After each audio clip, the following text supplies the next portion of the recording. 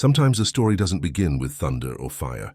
Sometimes it begins with a feeling that no one can explain, a hush in the air, as if the universe itself paused just long enough to open its arms. That's the kind of story we're about to share tonight. Soft, strange, and quietly beautiful. And before we begin, let me tell you something important.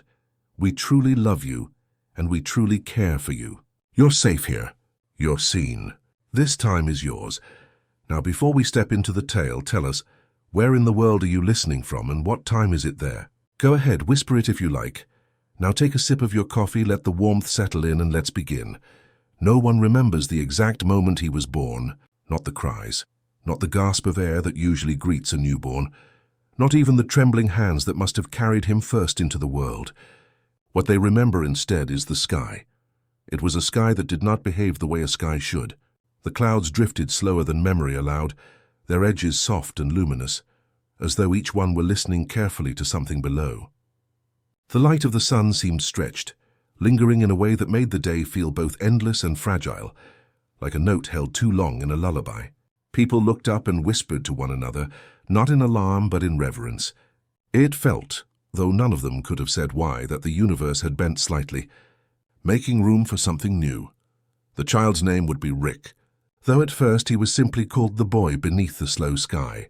Mothers held their children a little closer that day. Old men swore they heard echoes in the air, faint vibrations like laughter from somewhere far away. Even the animals behaved differently. Birds circled slowly, their wings catching glimmers of light that shimmered strangely. A dog sat at the edge of the village and tilted its head, as though listening to a voice too quiet for others to hear. When Rick's mother finally brought him home, she noticed the way the room seemed quieter than usual, as though the walls themselves had leaned closer to listen. His breathing was gentle, steady, and the sound of it filled the space with a warmth she could not describe. She knew deep in her bones that this child would not move through the world like others, and yet she was not afraid.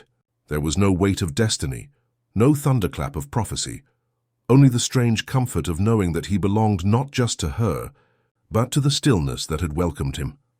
As the days turned into weeks, people forgot the details of the sky, but remembered the feeling. When they passed the boy in his mother's arms, they paused just for a moment and softened. Some swore time itself slowed when he blinked, that the world breathed with him. They would shake their heads, smiling gently at their own foolishness, and yet the sense remained. Life had stretched ever so slightly, to make space for Rick. Even in those earliest days, he seemed to notice things others did not. His eyes, a pale and restless shade, wandered the room as though searching for something hidden between the cracks of ordinary life. He would sometimes raise a tiny hand into empty air, as though reaching for something unseen, an invisible thread, a drifting echo, a whisper the rest of them had missed. His mother would laugh softly when he did this, stroking his hair, but a part of her wondered. Perhaps he wasn't reaching for toys or shadows. Perhaps he was reaching beyond, into the quiet fabric that had shifted to let him in. The odd sky lingered in memory long after it had returned to its normal rhythm. The villagers would recall that day not as a storm or a sign, but as a pause, a breath, a gentle bending. And so Rick grew beneath that memory. He would never be told of it in grand speeches or warnings, for it was not a thing to burden him with. It was simply something carried in the way people looked at him, the way they slowed unconsciously in his presence, the way their voices softened when speaking his name, the boy beneath the slow sky. Sometimes, at night, when the world was hushed and even the insects seemed to have stilled, his mother would step outside and look up at the stars. She remembered the way the clouds had seemed alive on the day he was born. Now she found herself watching for it again, the faint shimmer of time slowing, the stretch of silence, the gentle pause. She never saw it quite the same way, but she felt it in him. When she cradled him to her chest, when she hummed a tune that came to her without thought, when he sighed into sleep with a softness that seemed too deep for one so small, it wasn't destiny that she felt, but wonder. Not fear of what he might become, but awe at the way he already was. The world had bent for him once, and she knew it would bend again, quietly, softly, like the clouds that drifted slower than they should. And so the story of Rick began, not with thunder, not with fire, but with an odd sky, a hush, and the feeling that somewhere, the multiverse itself had leaned closer, stretched wider, to let him in. Rick was no ordinary toddler. though at first it was hard to say why.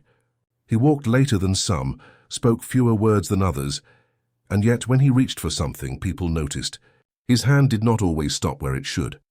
Sometimes it seemed to linger in the air, stretching across the table to brush against a toy, or hovering in the space between him and his brother, as though he could close distances without moving. At first, his mother thought it was a trick of the eye. The way the lamplight flickered across the room, the way shadows bent. But then she saw it again, his small arm reaching farther than she knew was possible, fingers grazing a cup that had been too far away only a moment earlier. And she didn't gasp. She didn't pull back in fear. She only watched quietly, and felt the familiar warmth of wonder return. Rick's father noticed too. He would lean back in his chair as the boy toddled across the floor, reaching for a spoon that had been placed deliberately out of reach. "He's stretching," his father murmured once, though he didn't mean it the way others might. He didn't mean stretching his body. He meant something else, though he couldn't quite name it. Rick's older brother was the first to laugh about it. "He's cheating," he said one afternoon as Rick's hand reached across the game they were playing, snagging a pebble from the farthest corner.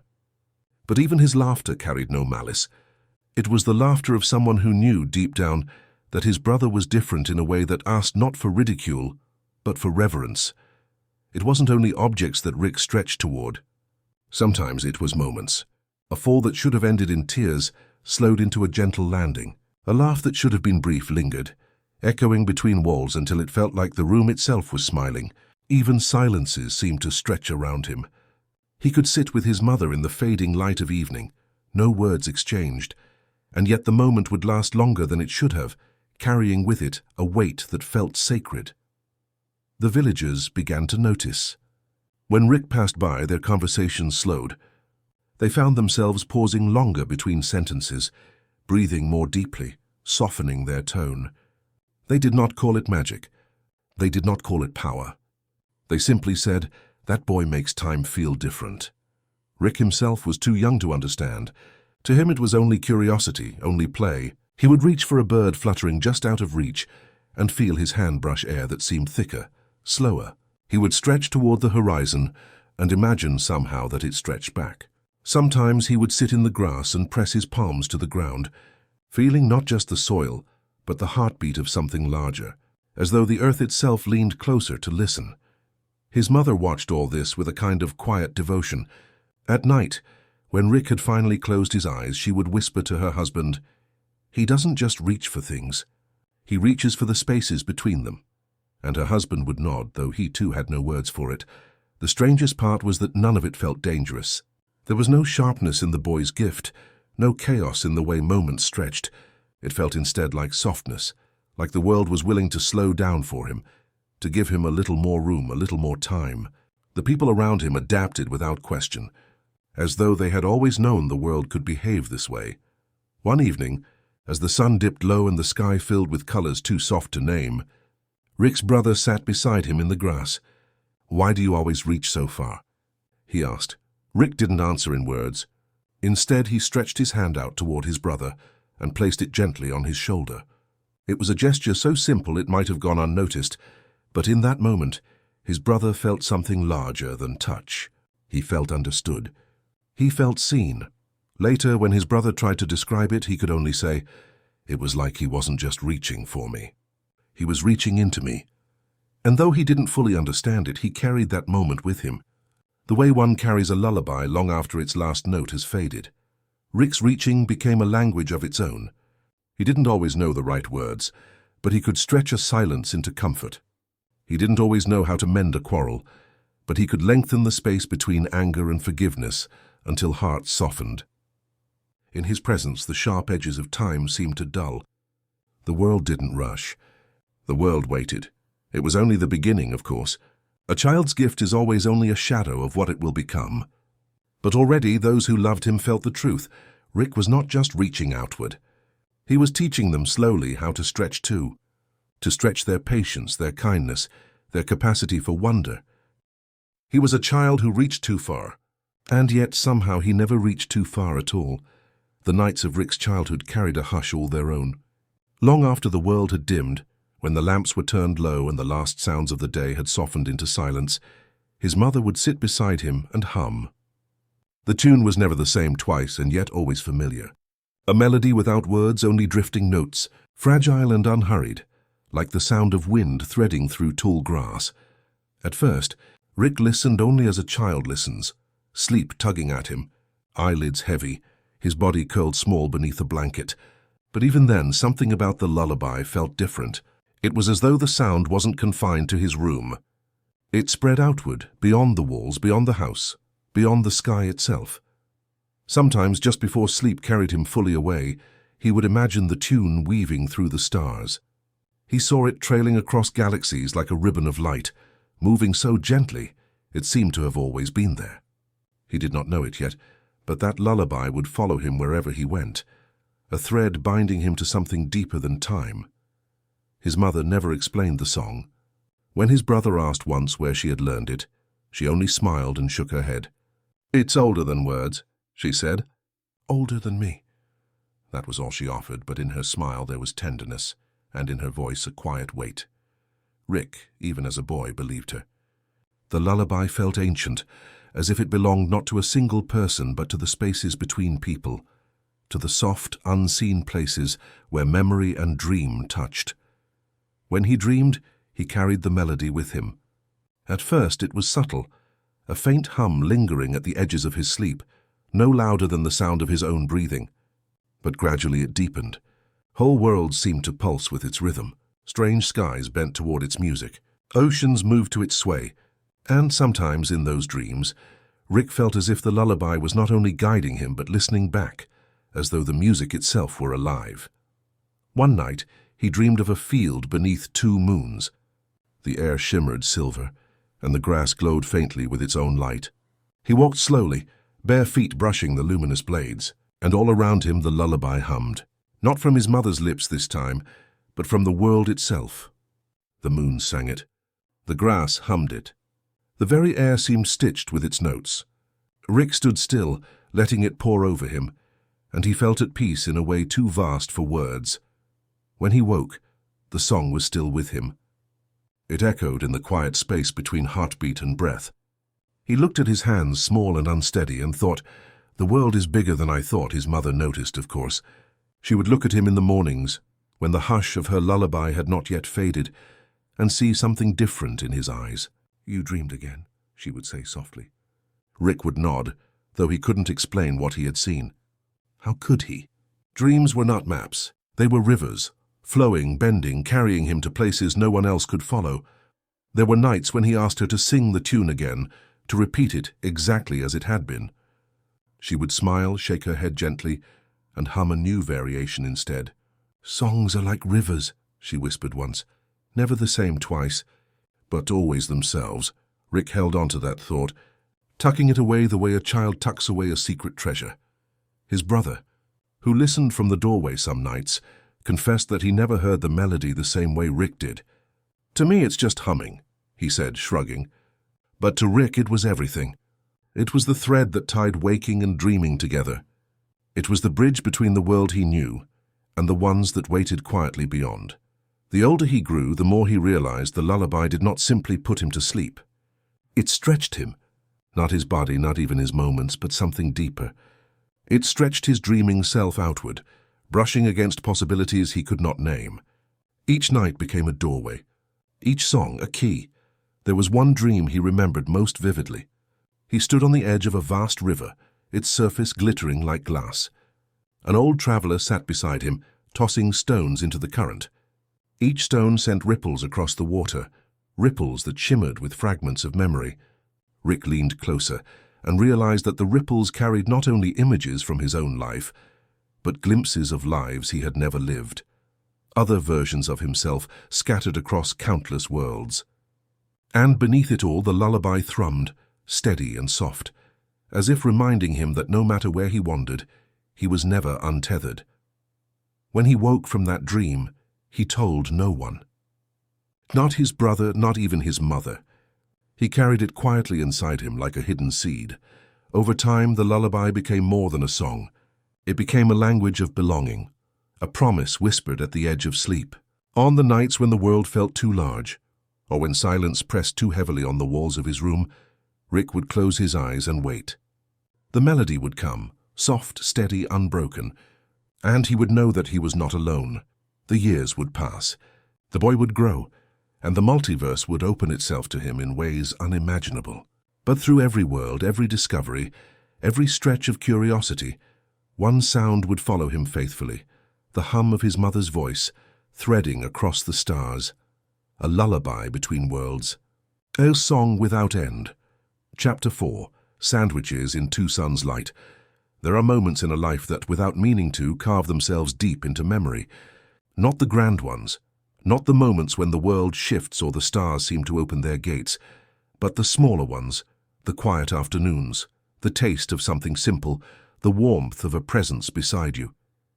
For Rick, one such memory was built not of equations or inventions, but of bread, sunlight, and his brother's laughter. It happened on a day when the sky carried two suns. The family had traveled to a quiet planet, far enough from noise and closer to wonder, where fields stretched wide and the air smelled faintly of sweet stone fruit.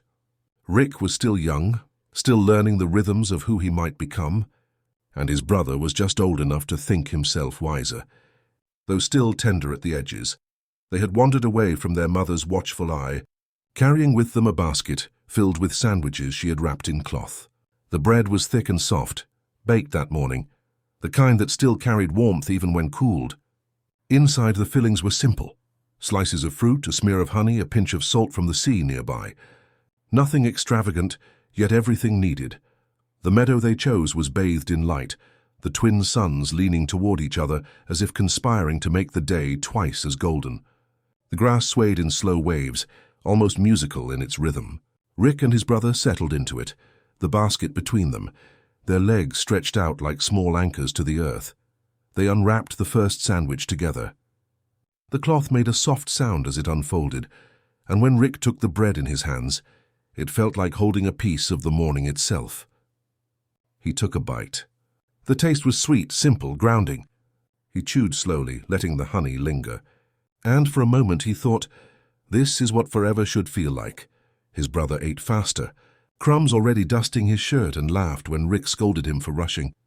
"It's just bread," his brother said with a grin. "Don't make it into poetry." But Rick didn't mind.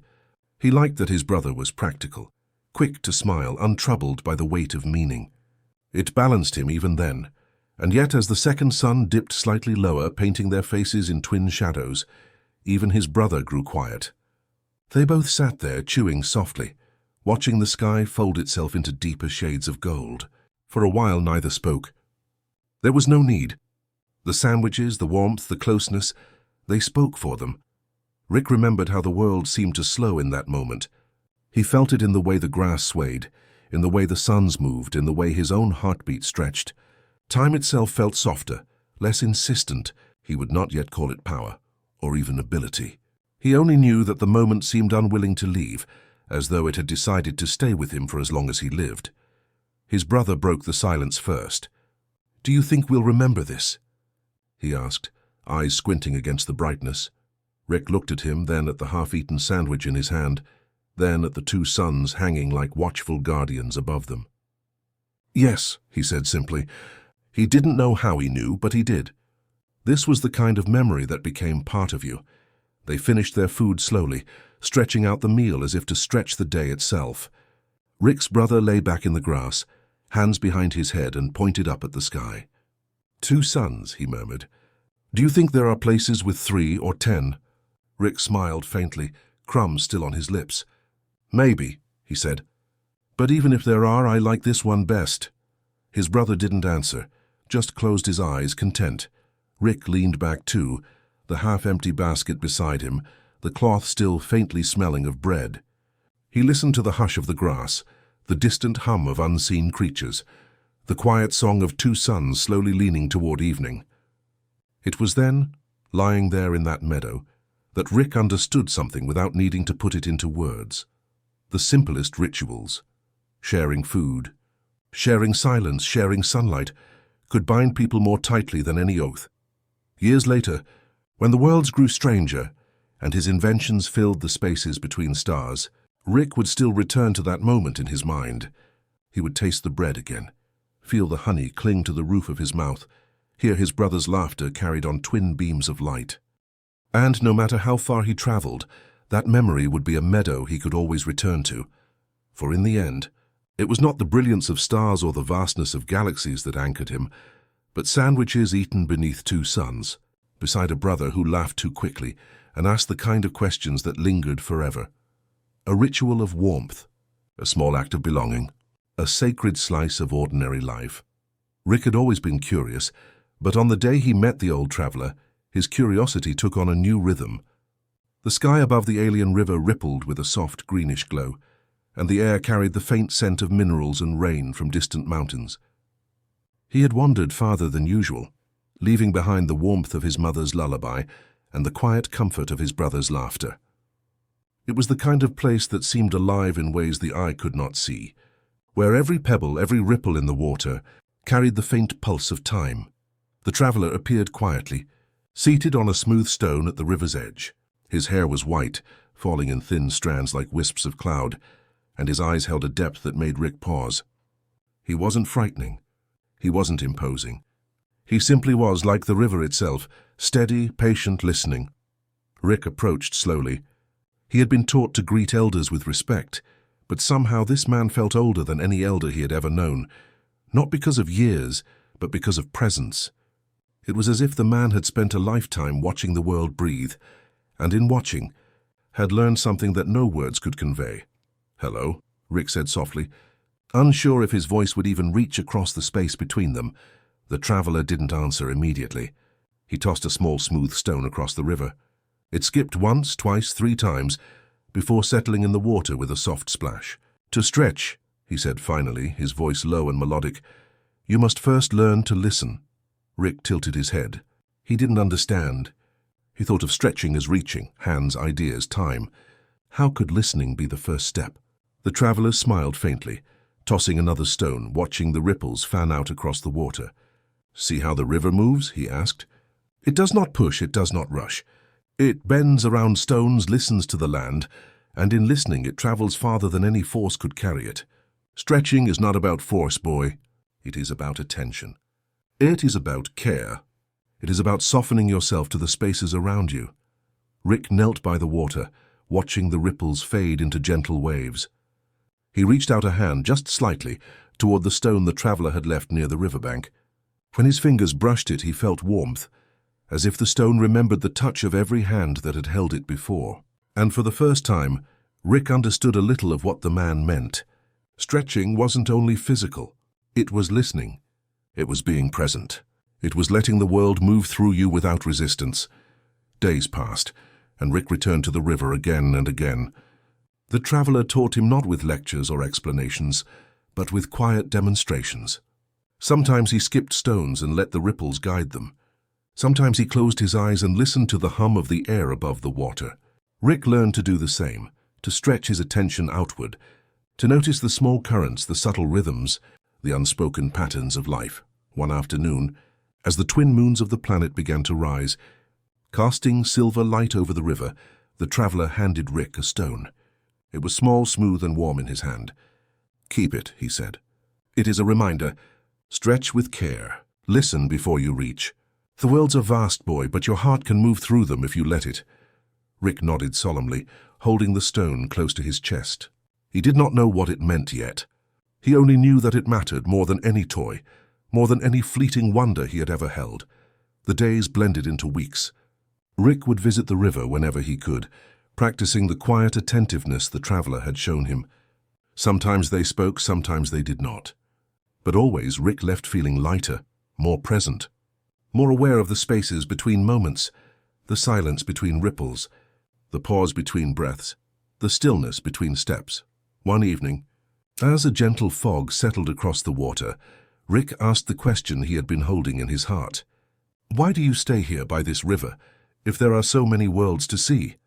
The traveler looked at him with eyes that reflected the moonlight and the slow drift of clouds. "Because some worlds," he said, "are not measured by distance.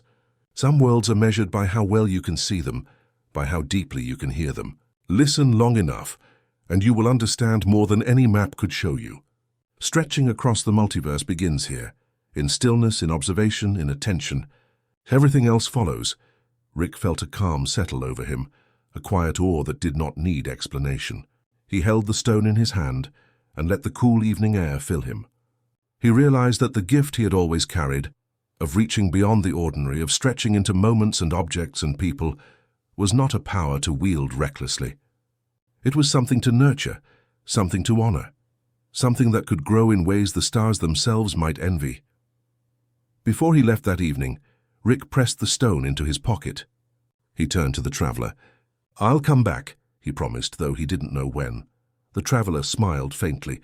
"I will be here," he said. "And if I am not, the river will still remember you."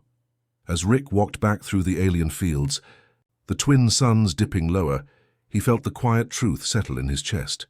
The world was wider than he had known, and stretching, and the kind that mattered most, began not with strength but with attention, with care, with listening, and somewhere in the soft hum of the river, in the cool weight of the stone in his hand, Rick knew that he had begun to understand the first lesson of all, that even in the vastness of the multiverse, the smallest gestures, the quietest attentions, were the ones that carried the most meaning.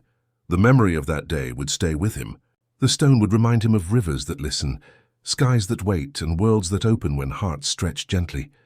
And though he did not know yet how far he would go, he carried that lesson like a lullaby, soft and unbroken, threading through the life he had only begun to explore. Sleep had always been a quiet visitor to Rick's room. Even as a child, he had felt the gentle pull of rest like a tide, carrying him towards something he could not name. But one night the dreams began to speak, not in words he could understand, but in murmurs, in echoes, in half-formed shapes that brushed against his mind like the wings of invisible birds. At first, he thought it was imagination. He awoke from a nap to tell his mother he had seen a forest of lights, where rivers of silver ran backward and creatures spoke in colors. She smiled, brushing a lock of hair from his forehead. "Dreams are curious things, Rick," she said softly. "They show you what you need even if you don't understand it." But the dreams persisted. Each night, when the world fell quiet and the last lights of evening softened, he felt whispers brushing against his thoughts. They did not demand attention. They did not shout. They merely suggested, hinted, beckoned. Sometimes a shadow would bend into a form he recognized as himself, but older, wiser, smiling in a way that felt both comforting and strange. Other times he glimpsed unfamiliar landscapes, skies of colors he could not name, oceans that shimmered with hidden stars, mountains whose peaks dissolved into mist before his eyes.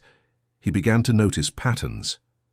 The whispers returned when he was unsure of what to do, when curiosity stretched him beyond comfort.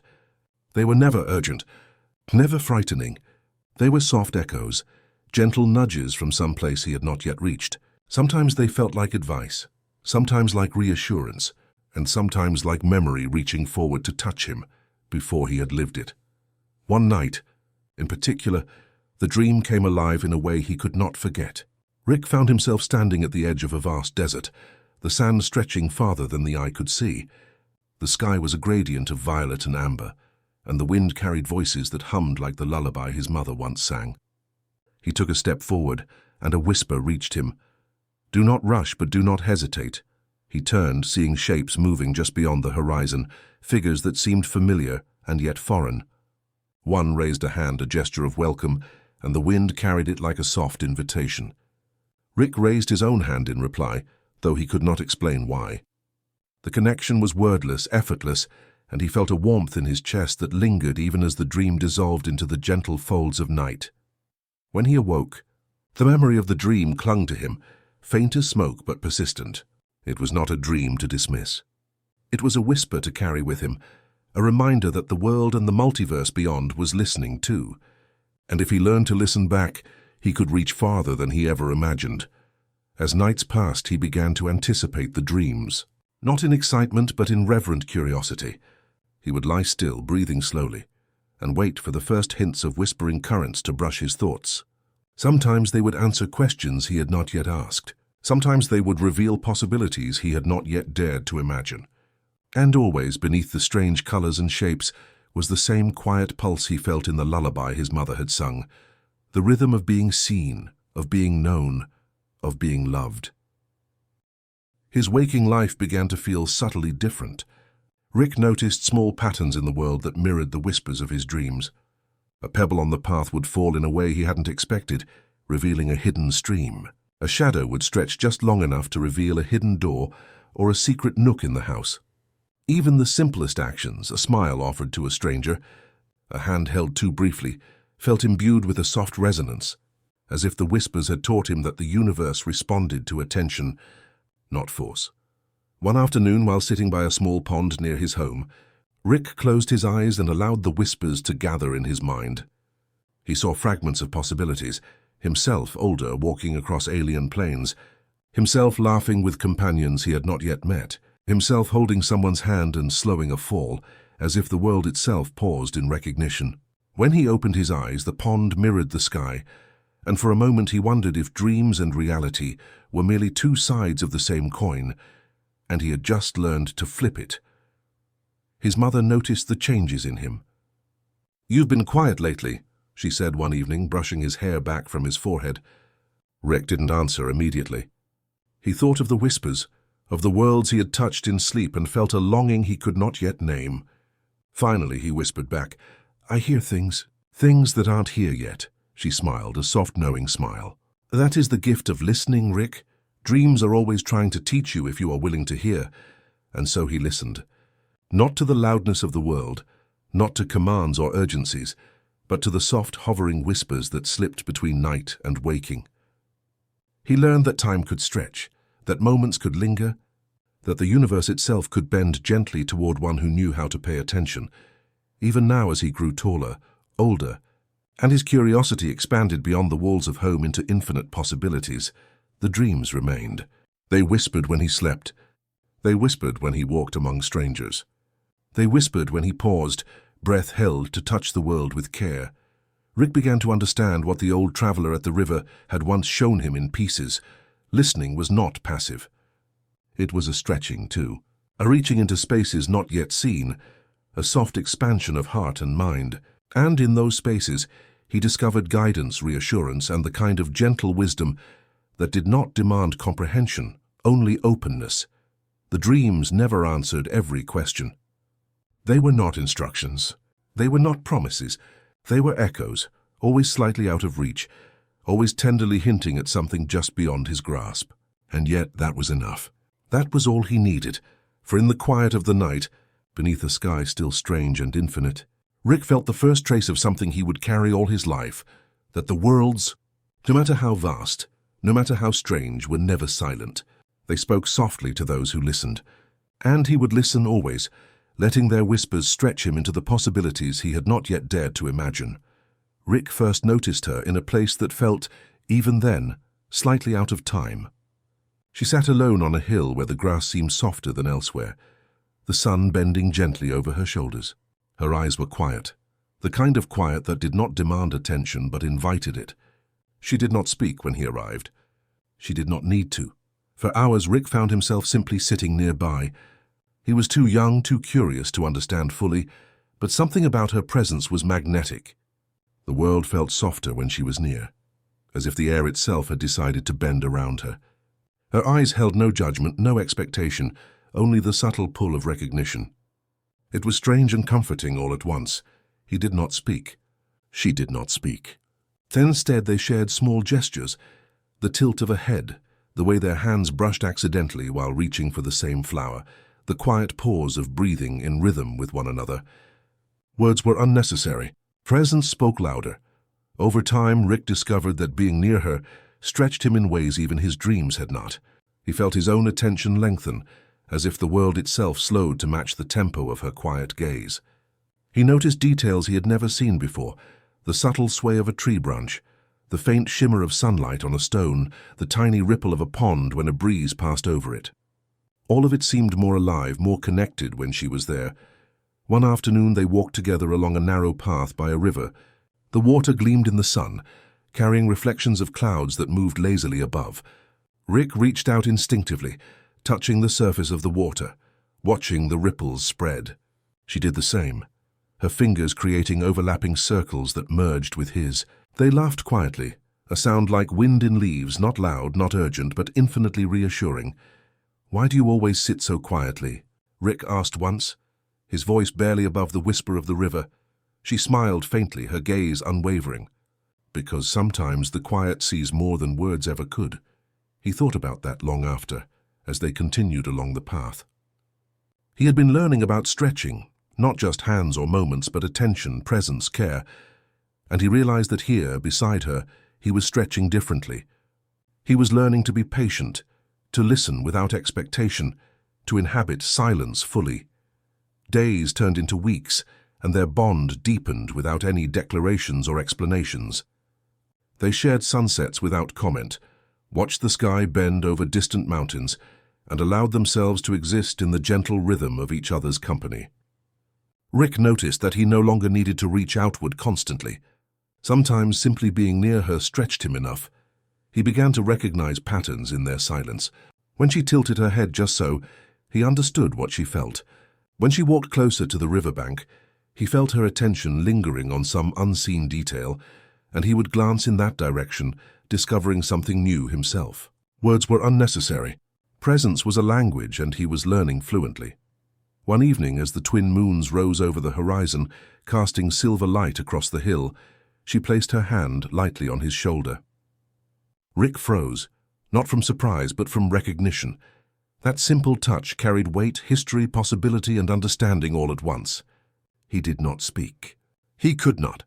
He only felt, and in that feeling Rick understood something he could never have learned from the traveler by the river, or the lullabies his mother sang, or even the dreams that whispered across universes. He understood that human connection could stretch the soul as much as time or curiosity. That quiet observation, patient presence, and shared silence could carry more gravity than spoken words or even brilliant invention. They sat together as the moons climbed higher. Rick traced the ripples in the pond with his fingertips, while she watched the clouds drift lazily above. At one point he whispered, "I feel like the world listens more when you're near." She turned her eyes toward him, and he saw in their quiet depths not only recognition but care. "Perhaps," she said softly, "or perhaps you simply see it more clearly now." Rick thought about that for a long time. He realized that presence was a form of power, soft and gentle but infinitely expansive.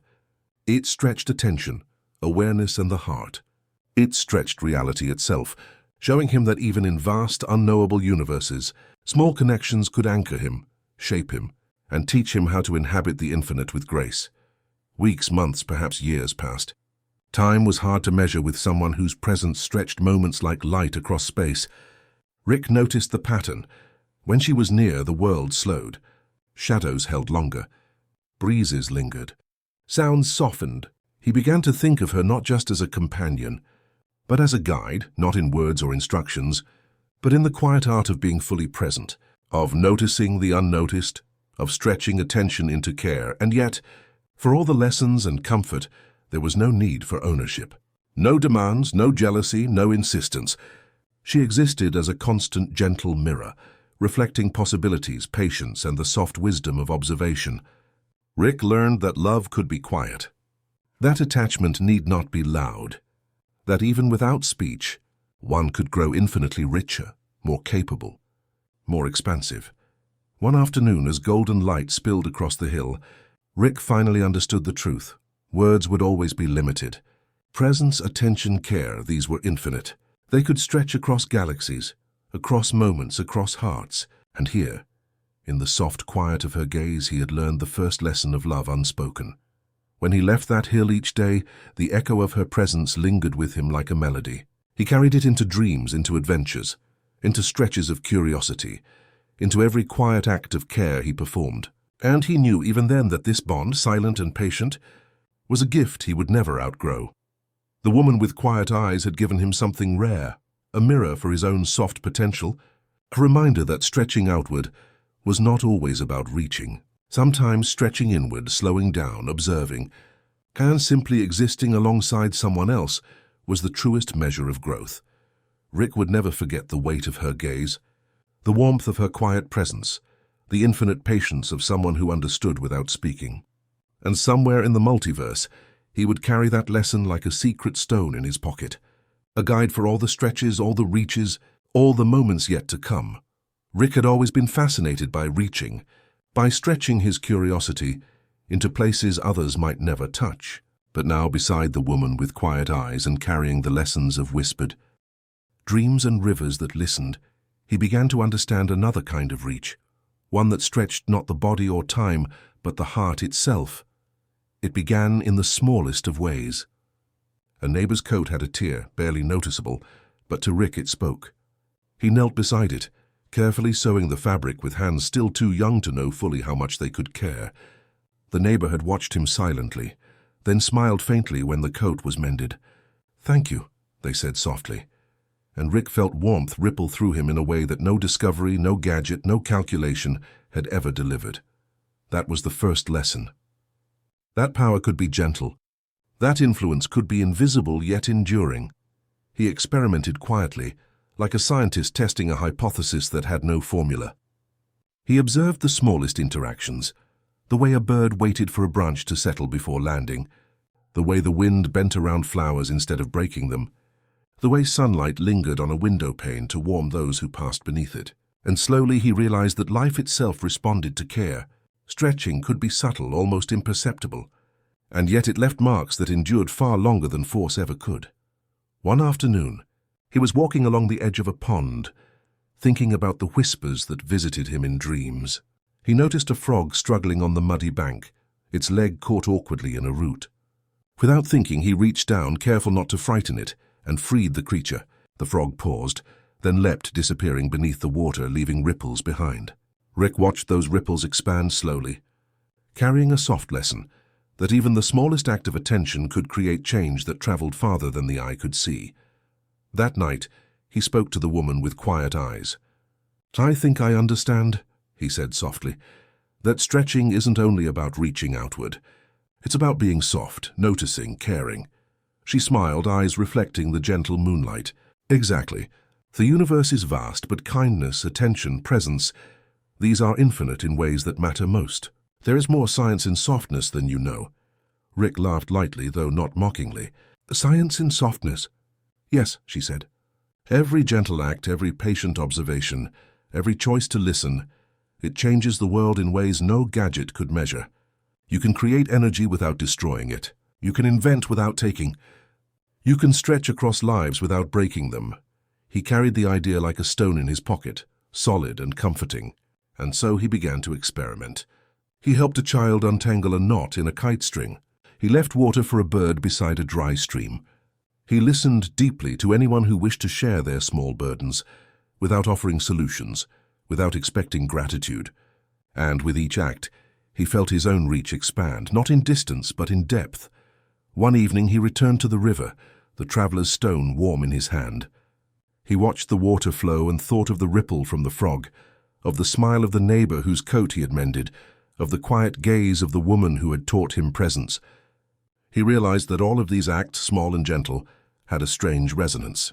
They were not grand, not spectacular, but they stretched him across life itself. He began to understand patterns in softness. Just as a river bends around stones rather than forcing them aside, he could navigate people, moments, and worlds with care, observing first, touching lightly, and always listening. It was a form of invention, he realized, that no explosion or flash of brilliance could ever achieve. Rick's mother noticed the change too. She commented one evening, as he helped his brother organize a pile of small trinkets, "You've grown quiet in a different way now. Strong, not in hands or voice, but in heart." And Rick felt it, the quiet satisfaction of understanding a truth that stretched beyond calculation, that life responds to softness, to attention, to gentle care. That the greatest inventions were not necessarily machines or equations, but the ability to reach someone, touch a life, and let ripples flow outward without expectation. One night, he dreamed again, and the whispers returned, soft and undemanding. "You are learning," they said. "You are stretching in the ways that matter." And he realized, as he lay there listening, that these whispers had always been quiet, always patient, like the river, like the lullaby, like the woman with quiet eyes. They had been teaching him a rhythm all along, the rhythm of softness. The following days were filled with small experiments. He carried sandwiches to someone who needed food. He held the hand of a friend in fear. He offered a gentle smile to a stranger who had lost theirs. And each time the act seemed to multiply in subtle ways, like a ripple that quietly shifted currents he could not see, but could feel. It was not immediate power. It was not spectacle, but it was stretching, the deepest kind. Stretching that left no mark on the world, except the quiet awareness that something somewhere had been held gently, and in that holding, everything changed. Rick began to think of himself differently. Not just as a curious boy, not just as a dreamer of universes, but as a quiet architect of care, a scientist of softness, an inventor of gentle influence. Each day he practiced, he noticed his reach extending beyond the ordinary. He could slow anger with patience, dissolve fear with presence, and coax hope from the smallest gestures. And in the stillness of night, when the stars glimmered faintly in alien skies, Rick would hold the traveler's stone, feel the lingering hum of his mother's lullaby, remember the quiet eyes of a companion, and understand stretching truly was about softening, attending and listening. That was the science he would carry forever. Rick had begun to notice things others might have missed. Not the grand explosive shifts of planets or the bright lights of distant suns, but subtler signs, the way a breeze lingered a moment longer when he passed, the way leaves seemed to adjust to his steps, the way shadows folded themselves around him like soft blankets. It was the clouds, though, that first made him pause. They moved differently when he watched them. Not faster, not slower in a mechanical sense, but in a way that felt deliberate, as if they were aware of him. When he ran through fields or walked along quiet paths, clouds above seemed to hesitate, stretching their shapes in a lazy dance, lingering a fraction longer than they might have otherwise. At first he thought it was imagination. He would squint against the twin suns of alien skies or the soft light of unfamiliar moons, and the shapes would shift in response to the breeze. But over time, patterns emerged. Clouds formed familiar arcs, subtle echoes of gestures he had made moments before. They reflected moods he didn't speak aloud. A cloud heavy with silver lining when he felt sorrow, a stretch of soft pink when he felt warmth one evening. As he lay on a hill watching distant storms unfold across a far horizon, he realized the depth of what he had witnessed. The clouds seemed to hold memory, not memory like humans remember with stories or words, but memory as a pulse, a recognition, a soft acknowledgement of presence. They remembered him, as if the air and water and light itself could keep a record of kindness, attention and care. Rick thought of the traveler's stone, warm in his pocket, and of the lessons of softness of listening. It made sense now.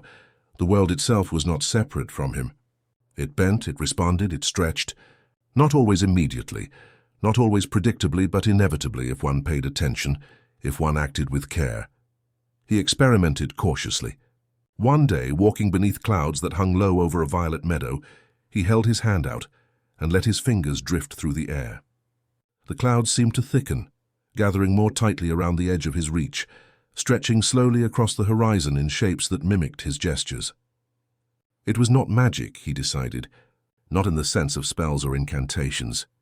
It was a reflection of presence, the quiet echo of intention meeting awareness. Rick began to note subtle rhythms in the clouds' movements. When he smiled at someone who seemed lonely, a thin veil of mist would linger above him longer than before. When he offered a comforting word to his brother or another companion, small wisps above would drift downward gently, like a soft veil of acknowledgement. It was as though the skies themselves were honoring these small acts of care.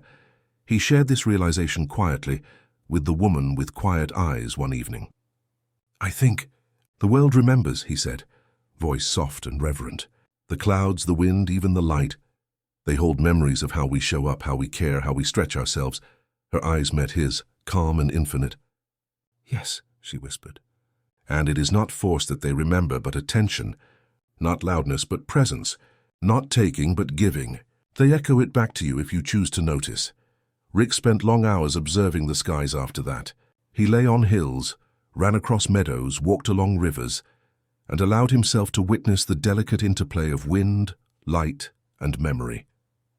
He began to see connections, how a cloud mirrored the shape of a leaf he had touched, or the subtle shimmer of sunlight reflected the kindness he had offered someone earlier that day. Each observation felt like a secret the universe had entrusted to him, A puzzle solved through patience rather than force. One night, as twin moons rose slowly over the horizon, Rick lay back on the grass and watched clouds drift lazily above. The sky was vast and silent, yet he could feel the subtle rhythm of recognition pulsing through it. He reached out with his mind, not with power, not with demand, but with awareness. He imagined stretching kindness and attention into the clouds, and they responded. Bending slightly, shimmering faintly, as if acknowledging a friend long known, and then he understood fully. Stretching, true stretching, was never about reaching outward only. It was about resonance, about how small acts, observed and enacted with care, could echo across spaces and time, shaping the world subtly, gently, indelibly. The clouds remembered him not because he commanded them, but because he had practiced presence, patience, and softness. He rose slowly from the hill, feeling the weight and warmth of this realization in his chest. It was a quiet awe, a reverent peace, a sense of belonging that was not ownership but connection.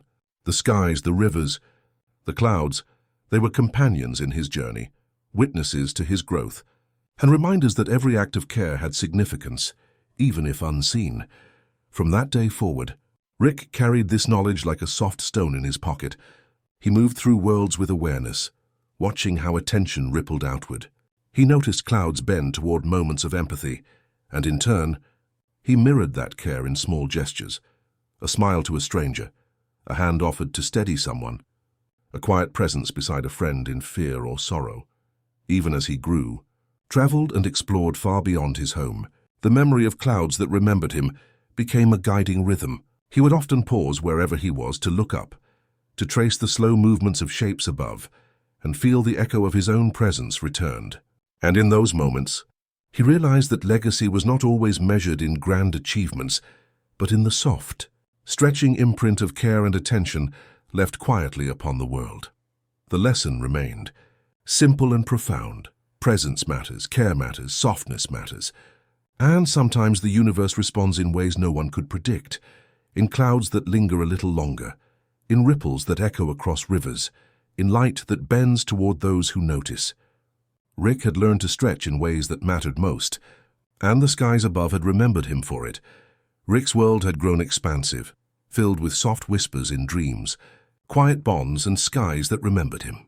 Yet nothing had prepared him for the moment when his own hands, heart and attention would be tested in the most intimate, immediate way, the moment when someone he loved faltered, and he had the power to reach across reality without ever leaving himself. It happened one late afternoon, as the light slanted golden across the hills surrounding their home. Rick and his brother were playing near the edge of a cliff that overlooked a wide, quiet valley. The wind teased at the grass, bending it in gentle waves, carrying the smell of wildflowers and distant rain. Everything seemed calm, timeless even, until the unexpected happened. A sudden slip, one wrong step on loose soil, and his brother teetered on the edge, hands grasping at nothing but air. The world seemed to stretch in a heartbeat, slowed in a way that both frightened and fascinated Rick. Instinct rose, but not in the way it would for anyone else. He did not run.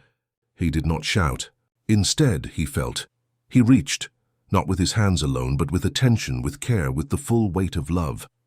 He imagined stretching time, a soft, invisible bridge that could support the fall before it happened. His breath slowed, his heartbeat steadied. He thought of the whispers from dreams, the skies that remembered him, the quiet eyes of a friend who had once taught him that presence could hold worlds together. His brother's fingers slipped further, and yet the world did not unravel. Instead, it responded to the quiet, deliberate reach Rick extended. Time seemed to bend, to hold its breath, to linger over the moment. Rick's attention wrapped around his brother like a protective veil, slowing the descent, making every instant feel like a measured, gentle bridge between danger and safety. Rick, his brother cried, panic in his voice, yet trust in the same breath. Rick did not reply with words. He did not need to. Love was enough. Presence was enough. Care was enough. The fall slowed. The seconds stretched, elongating into a soft, malleable ribbon of space where his brother could find balance, find footing, find reassurance in the unwavering commitment of someone who would not let go. And in that slow, deliberate stretch, Rick realized something profound. Strength was not in power or speed or force. Strength was in attention, in empathy, in the deliberate act of holding space for someone else. Eventually, the crisis passed. His brother found solid ground, legs shaking but safe. He turned to Rick, eyes wide and filled with something deeper than gratitude, understanding. Rick smiled softly, letting the tension dissolve, feeling the warmth of relief radiate through him. He realized the true magic was not in stopping the fall itself, but in the stretching of attention, the deliberate shaping of reality with care rather than force. That evening, the memory lingered long after the sun had set and the hills had faded into twilight. Rick and his brother sat quietly by the river, watching the water reflect the dimming light. There were no words, no grand declarations, only the shared, quiet understanding that moments of care could ripple outward, leaving invisible traces in hearts and memories alike. Rick thought of the clouds, the whispers, the stones by the river. Everything he had learned about softness, patience, and presence had converged in that single instant. He understood that stretching, whether through empathy, attention, or careful presence, could change outcomes in ways he had never imagined. And he began to see that these lessons were far more potent than any gadget, any formula, any outward invention he might create. The next day, Rick helped his brother gather flowers along the riverbank, quietly fixing a small tear in a sleeve of his shirt, brushing dirt from a hand, placing stones carefully so that the river would carry their reflection downstream. It was ordinary work, trivial by the standards of adventure or heroism, yet Rick felt the same power in it as he had felt the day before, slowing a fall. The act of caring, he realized, was itself the truest measure of influence. As weeks passed, he noticed subtler changes in the world around him. Plants seemed to lean toward his footsteps, clouds bent gently above his head, and the wind whispered around him in a rhythm that matched his calm attentiveness. It was as if the world itself had learned something from his act of love, from the way he stretched not time or body, but the space in which care could act. Rick also began to notice changes within himself. The capacity to hold presence, to stretch attention, to soften without losing strength, these qualities deepened in him. He became aware of moments in which he could intervene quietly, help without drawing attention, protect without fear, and teach without speaking. He understood that being a quiet guardian, a silent participant in another's life, could ripple across time and space in ways far beyond what words or actions alone could achieve. He carried this understanding into his dreams that night. The whispers returned, softer now, tinged with approval. "You are learning the rhythm," they said. "Not in invention, not in force, but in care." And Rick felt the echo of the moment beside the cliff, the slow extension of presence, the soft holding of another's life, return as a warm pulse in his chest, an affirmation of his growing ability to stretch beyond himself without leaving anything behind. From that day forward, Rick moved differently through the world. He was careful, not fearful, attentive, not controlling, present, not imposing, and whenever someone stumbled, literally or metaphorically, he remembered the slow heartbeat of that day on the cliff and reached quietly, deliberately, gently, holding space for them to find balance, to land safely, to exist fully. Rick began to understand, finally, that life's true stretches were not measured in distance or speed, but in depth, the depth of care, the depth of empathy, the depth of attention, and sometimes, just sometimes, that depth was enough to hold another life in perfect balance, even against the pull of gravity itself. Time had begun to flow differently around the old traveler. Rick noticed it in subtle ways, the slight tremor in his hands, the faint pauses before his words, the slower rhythm of his steps along the riverbank. The mentor who had once seemed like a constant, unyielding force of quiet wisdom was now fragile, each moment stretching longer than it had before. Rick sat beside him one afternoon, the sun filtering through clouds that moved lazily across the sky, bending gently as if acknowledging the two of them. The traveler's eyes, still bright with curiosity, held a new weight, a deep awareness of limits, of endings, of the delicate beauty of impermanence. "You've been watching carefully," the traveler said, voice soft and uneven. "Not just the river, not just the stones, not just the clouds, but the spaces between, the pauses, the quiet." Rick nodded. He had learned much from the mentor already, about listening, about presence, about the subtle power in attention, but now the lessons came with a tenderness that carried a gentle ache. He realized that being present for someone as they faded, as they prepared to leave, was as important as any act of kindness he had ever performed. Time, the traveler continued, is not always what it seems. Moments stretch differently depending on care, on attention. You've learned to bend it with presence, but now you'll learn to honor it when it bends on its own. Rick listened, absorbing each word as carefully as he had ever listened to the whispers in his dreams or the clouds that remembered him. He realized that the mentor's voice, though fading, carried the same gentle weight as the skies, the rivers, the winds, lessons etched in patience, reflection, and love. Over the following days, their walks along the river slowed. Rick matched his pace to the mentor's, noticing each small gesture, the way a hand brushed a leaf from a path, the way eyes lingered on reflections in the water, the slight tilt of the head as thoughts unfurled slowly. Conversations became deliberate, stretched like soft music. Words were fewer, but meaning was deeper, more resonant. "You see," the mentor said one evening, watching the water catch the last rays of light, "the world teaches through presence, not hurry. Life teaches through pauses, not leaps. And sometimes, endings are as beautiful as beginnings if you watch closely enough." Rick felt the truth of that in his chest. He thought of the clouds that bent toward him, the rivers that mirrored his care, the whispers in dreams. And he realized that endings were not failures, not losses. They were part of the rhythm, part of the stretch, part of the soft fabric of existence that connected everything and everyone. One day, as a light rain began to fall, Rick held the traveler's hand to help him step over a slippery stone.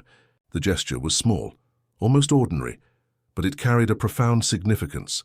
It was a tangible extension of care, patience, and presence. And the traveler, feeling the support, smiled faintly. A smile that stretched across decades of wisdom, experience, and gentle love. "You're ready, Rick," the mentor whispered, voice quivering yet steady. "Ready to hold presence, to carry it forward. Ready to stretch yourself and others, even when I am no longer here." Rick's chest tightened, a mix of reverence and sorrow. He had learned so much, yet he knew more lessons awaited, more stretches, more quiet acts of care. He pressed his hand gently against the traveler's, holding the moment as if he could lengthen it, imprint it, stretch it across time. The following nights were filled with reflection.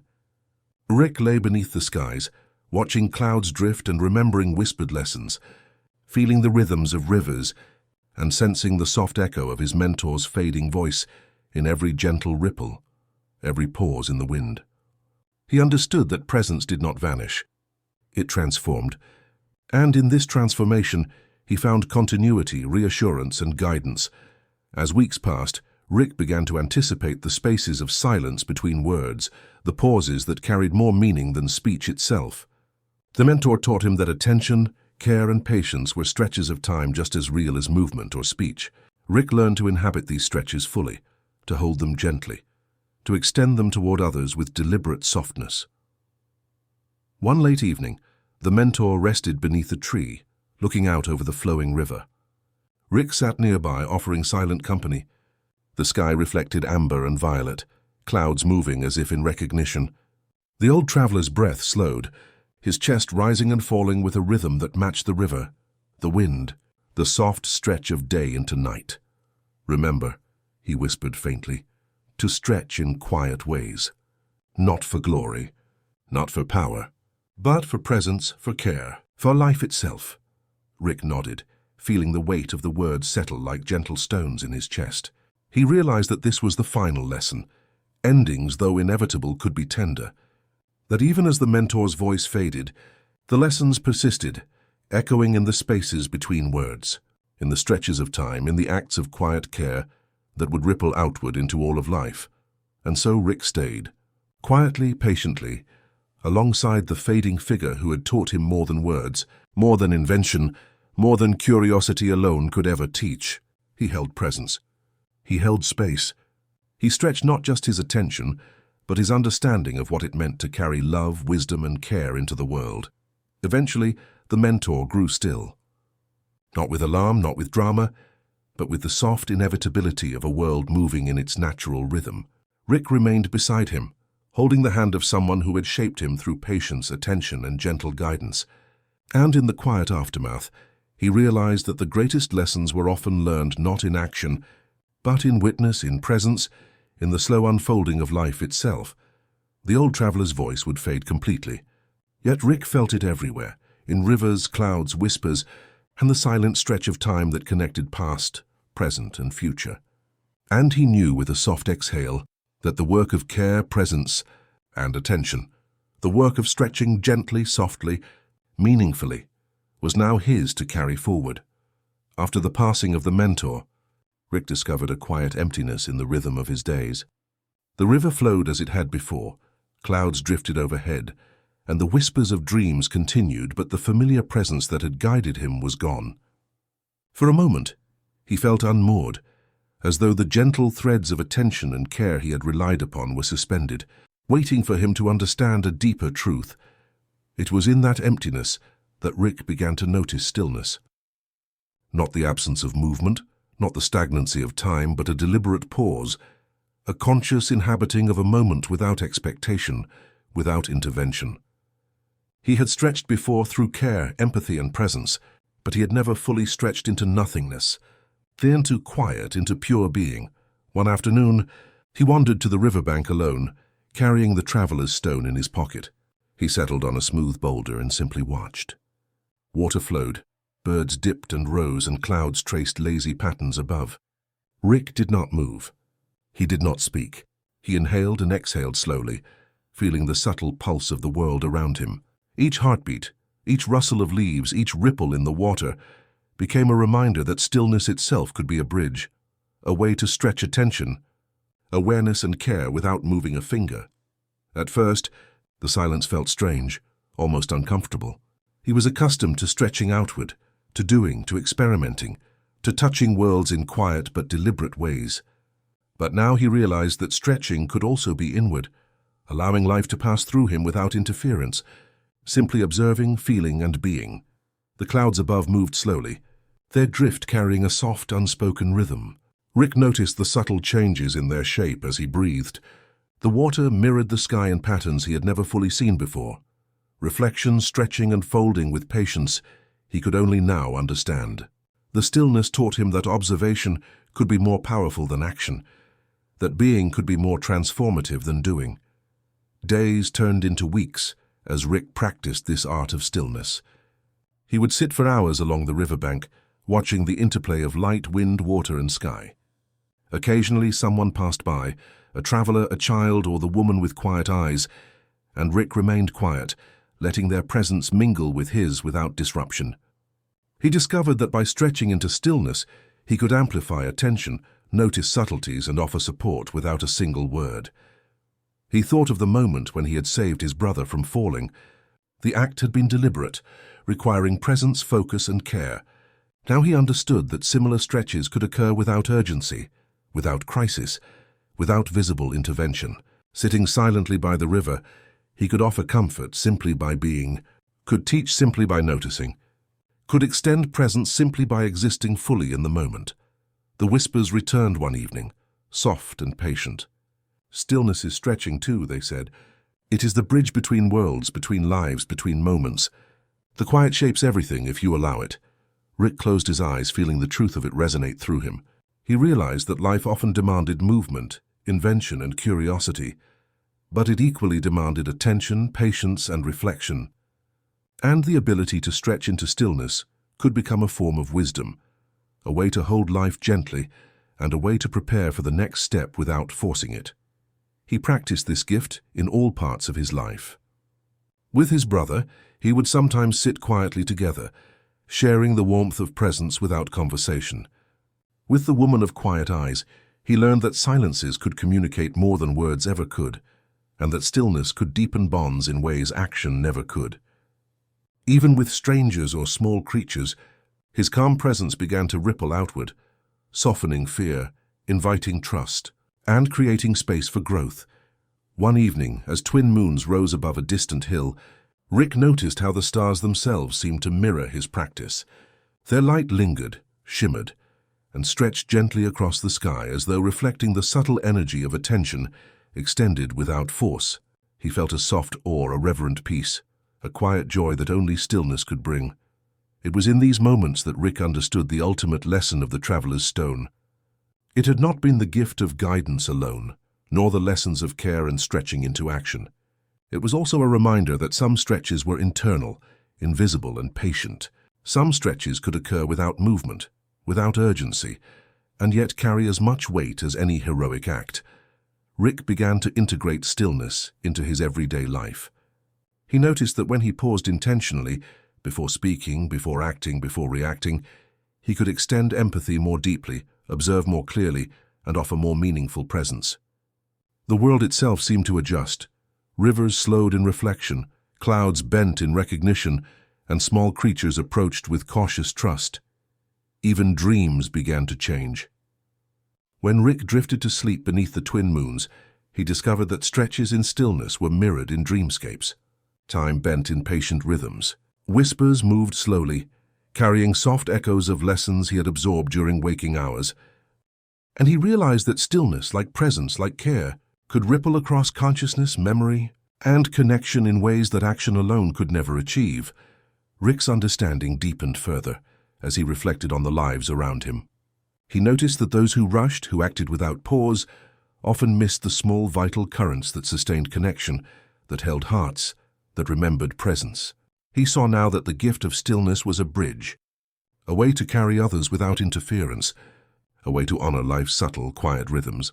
Eventually, Rick became known, though quietly, not for inventions, not for feats of daring, but for the calm presence he carried. People, animals, and even landscapes responded in subtle ways. Clouds lingered, rivers curved gently, and moments stretched around him as if the world itself had learned to bend in recognition of his quiet mastery. And in the silence of twilight, Rick often sat beside the river, holding the traveler's stone, watching reflections in water and clouds overhead, feeling the deep, gentle pull of being present, fully, completely. He understood that stillness was not emptiness.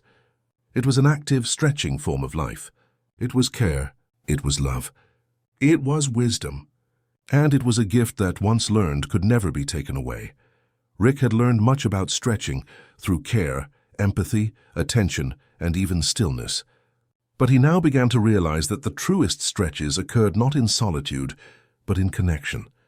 The bonds we form, the lives we touch and who touch us in return, were stretches that shaped the soul, bending it gently toward understanding, patience, and love.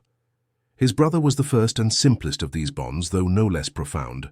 From their childhood games under twin suns to the day Rick had slowed his fall, a quiet rhythm had developed between them. It was a rhythm of trust, of unspoken understanding, of mutual care. Rick noticed that with each shared meal, each whispered story at night, each gesture of kindness, the invisible threads between them thickened, weaving a subtle network of presence that could hold them in any storm. One morning, Rick prepared a simple breakfast. He laid bread, soft and warm, on plates beside his brother, spreading jam with deliberate care. The ritual seemed ordinary, yet as they ate together in the pale light of dawn, Rick felt the full resonance of shared attention. They talked little, letting silence fill the spaces between bites, yet each glance, each laugh, each nod communicated volumes. Bonds, he realized, were often strengthened in these quiet, ordinary moments more than in grand adventures or feats of courage. Then there was the woman with quiet eyes. Rick's relationship with her had never been about words. Their connection was subtler, formed in shared silences, in the ease of presence, in the rhythm of attention. He found himself watching her from across a room, noticing the small details, the curve of her smile, the way her hands moved, the pauses in her speech. Each observation deepened his understanding of her inner rhythms, and of how their lives could intertwine without imposing, without demanding. One evening, they sat beneath a sky brushed with violet and silver, clouds drifting lazily above. Rick reached out, and without a word their hands touched. A warmth passed through him, not sudden, not explosive, but steady and deep like the slow rise of a tide. He understood fully that bonds were not measured by the intensity of the moment, but by the constancy of presence, the repetition of care, the quiet willingness to inhabit someone else's world without overtaking it. He thought often of the traveler, now quiet but still present in memory, The old mentor had stretched him in ways that no one else could, teaching patience, observation, and subtle power. Rick carried those lessons forward, not as instructions but as living presence. Each bond he nurtured reflected the wisdom once whispered beside the river, the understanding that to care deeply, to be present, and to extend attention without expectation was the truest form of stretching. Rick noticed patterns in the relationships around him. His brother responded to his quiet attentiveness. The woman mirrored his patience and subtle acts of care. Even the echoes of his mentor's voice could be felt in how he approached moments of conflict, moments of joy and moments of reflection. He realized that the bonds themselves were living, breathing stretches, bending him as much as he had bent himself toward them. There were also challenges. Bonds could be fragile. Misunderstandings crept in silently, and care could be overlooked or misinterpreted. Rick learned that stretching into relationships required vigilance, humility, and attention. It required letting others occupy their own space, while offering support in ways that were unobtrusive, yet unwavering. The subtle balance of giving and receiving, watching and being watched, became a practice he cultivated daily. One afternoon, he found his brother struggling to repair a small mechanical device. Rick could have fixed it quickly with a tool, a trick, or a flash of insight, but he chose to sit beside him, guiding with gentle questions, subtle suggestions, and patience. The work took longer, yet the connection deepened. His brother smiled at him, eyes bright with understanding. "Thanks," he said quietly, and Rick felt a resonance that no words could quantify. This, he knew, was stretching in its truest form, allowing another to grow while offering support that extended without imposing. With the woman with quiet eyes, Rick experienced a similar quiet teaching. She shared a story about a distant world, one he had never visited, speaking slowly, punctuating her words with pauses that carried as much meaning as the phrases themselves. Rick listened, absorbing not just the narrative but the rhythm, the emotion, the spaces between words. He understood that deep connection required active attention, presence without interference, empathy without control. And in these moments, bonds extended, stretched, and thickened, creating a web of care that could hold across distance, time, and circumstance. Rick's practice of observation and attentiveness soon became second nature. He noticed how small gestures, the offer of a blanket, the quiet smile at a stranger, a hand held when words failed, could ripple outward, shaping the bonds around him. He also recognized that the quality of bonds depended on mutual recognition. Each act of presence had to be noticed, absorbed, and mirrored to fully extend its effect. In this, Rick understood the subtle alchemy of relationships. The stretch of care became a living thread, weaving him into the lives around him in ways both visible and invisible. He returned often to the river, carrying the traveler's stone as a reminder of lessons learned. The water reflected not only his own image, but the reflections of those he loved, those who shaped him, and those he was shaping in return. He realized that every bond, strong or fragile, deep or surface, was a stretch in its own right, a bridge between hearts and worlds. These connections were both the scaffolding and the substance of his growth, teaching him patience, humility, and the quiet power of presence. As twilight descended, Rick would sit beneath the clouds that remembered him, feeling the pull of invisible threads connecting him to his brother, the woman with quiet eyes, and even to the memory of his mentor. He understood that life's stretches were not only about invention, adventure, or reaching across worlds. They were about tending the relationships that tethered him to care, to empathy, and to understanding. And so Rick continued to practice, to notice, to stretch. He knew that bonds were fragile yet resilient, delicate yet enduring. He learned that presence, attention, and subtle care could ripple outward in ways unseen, shaping the hearts and lives of those he touched. In the gentle weaving of these threads, he discovered a profound truth, that the fabric of connection was the truest measure of growth, the deepest form of stretching, and the most enduring legacy one could leave. The horizon bled gold into violet, the sky stretching slowly, deliberately, as if the universe itself had paused to exhale. Rick walked along the alien shore, feeling the cool, soft sand beneath his feet, noticing the faint ripple of light across the waters that shimmered in hues he had never named. Each step felt deliberate, not rushed, carrying with it a quiet rhythm that matched the twilight. He carried nothing but the soft weight of his own thoughts, the faint echo of lullabies from his mother, threading through memory, and the invisible threads of bonds he had cultivated. His brother, the woman with quiet eyes, the lingering memory of his mentor. It was a walk that had no destination, yet it felt entirely purposeful. Each movement, each breath, seemed to resonate with the soft pulse of the world around him. As he wandered, Rick noticed the tiny, almost imperceptible details, the way clouds bent lazily toward the horizon, carrying the last warmth of the sun, the whisper of a small creature scuttling across the sand, pausing to regard him with cautious curiosity, the delicate shimmer of starlight beginning to pierce the twilight. He understood that the world, like him, was stretching in slow, measured ways, shaping, noticing, reflecting. A lullaby, faint and half-remembered, drifted into his mind. Not from the sky, nor from the water, nor from any external source, but from memory itself. He hummed softly, feeling it weave through the twilight, connecting him to moments of childhood, moments of care, moments of love. It was a sound that belonged to no one and everyone at once, carrying echoes of past warmth and present understanding. Rick paused at the edge of a small tidal pool, kneeling to watch the way water caught the light. The reflections shimmered, stretching, folding, bending, mirroring the lessons he had learned about presence, empathy, and stillness. He saw his own image reflected alongside the mirrored sky, clouds, and water, and realized that he was not walking alone. His bonds accompanied him, invisible but tangible, extending across time and space, reminding him of all he had given and received. The alien shore was quiet, save for the soft lapping of water and the distant hum of winds moving over unseen hills. Yet in that quiet, Rick felt a symphony of connections, the trust of his brother, the attentive presence of the woman with quiet eyes, the lingering guidance of his mentor, and the gentle pulse of the universe itself. Each note of this quiet music reinforced the lessons he had learned, that care, attention, and presence were stretches in their own right, shaping worlds without fanfare or recognition. He remembered another dusk. Many years ago, when he had first discovered the gift of slowing a fall, extending attention into presence, and shaping outcomes with love rather than force. The memory shimmered faintly, mingling with the present twilight. He realized that moments like these were not separate. They were threads in a single, intricate tapestry of understanding, stretching across lives, worlds, and experience.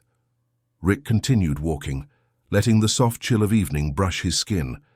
He encountered small signs of life, a glowing plant that pulsed faintly in response to his presence, a curious bird that lingered just beyond reach, the distant shimmer of lights in alien villages. Each encounter, however small, reinforced the truth he carried deep within. Presence, attentiveness, and empathy could extend far beyond immediate perception, leaving ripples in the fabric of the world. As darkness slowly deepened, stars began to emerge, timid at first, then growing bolder, stretching across the sky in delicate patterns. Rick lifted his gaze, letting the constellations, the familiar shapes and new formations alike, remind him of continuity. Some stars seemed to shimmer in response to his awareness, soft echoes of love and care he had extended in countless, quiet ways. He hummed the lullaby again, softly, letting it weave between past and present, memory and reflection, sound and silence. Each note carried warmth, threading through the spaces between his breaths, touching the world with a subtle resonance that only stillness and attention could produce. It was a song that belonged to the act of being present, a melody of quiet care, a reflection of bonds that had shaped him and would continue to shape those around him. Rick's thoughts drifted to his brother, imagining him safe and content, remembering the moments of laughter, shared sandwiches, and tender guidance. He thought of the woman with quiet eyes, imagining her observing some distant world, their shared silences bridging the gap between them. And he thought of his mentor, resting somewhere beyond the riverbank, their teachings lingering in the folds of time and space. These reflections, these bonds, became companions on his walk, stretching alongside him as naturally as the sand beneath his feet or the clouds above. He paused at the crest of a small dune, letting the wind brush his face, feeling the soft tug of gravity, time, and presence. Rick understood that twilight, like dusk across worlds, was itself a teacher. It was a reminder that endings could be soft, Transitions could be gentle, and even fleeting moments could carry profound meaning if noticed, embraced and extended with care.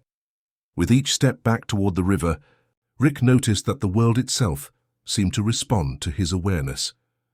The clouds shifted, leaning toward him. The water reflected his calm presence. Small creatures approached without fear. The lesson was clear. Stretching through care, through presence, through attention, could leave a lasting imprint, even in the most subtle of ways.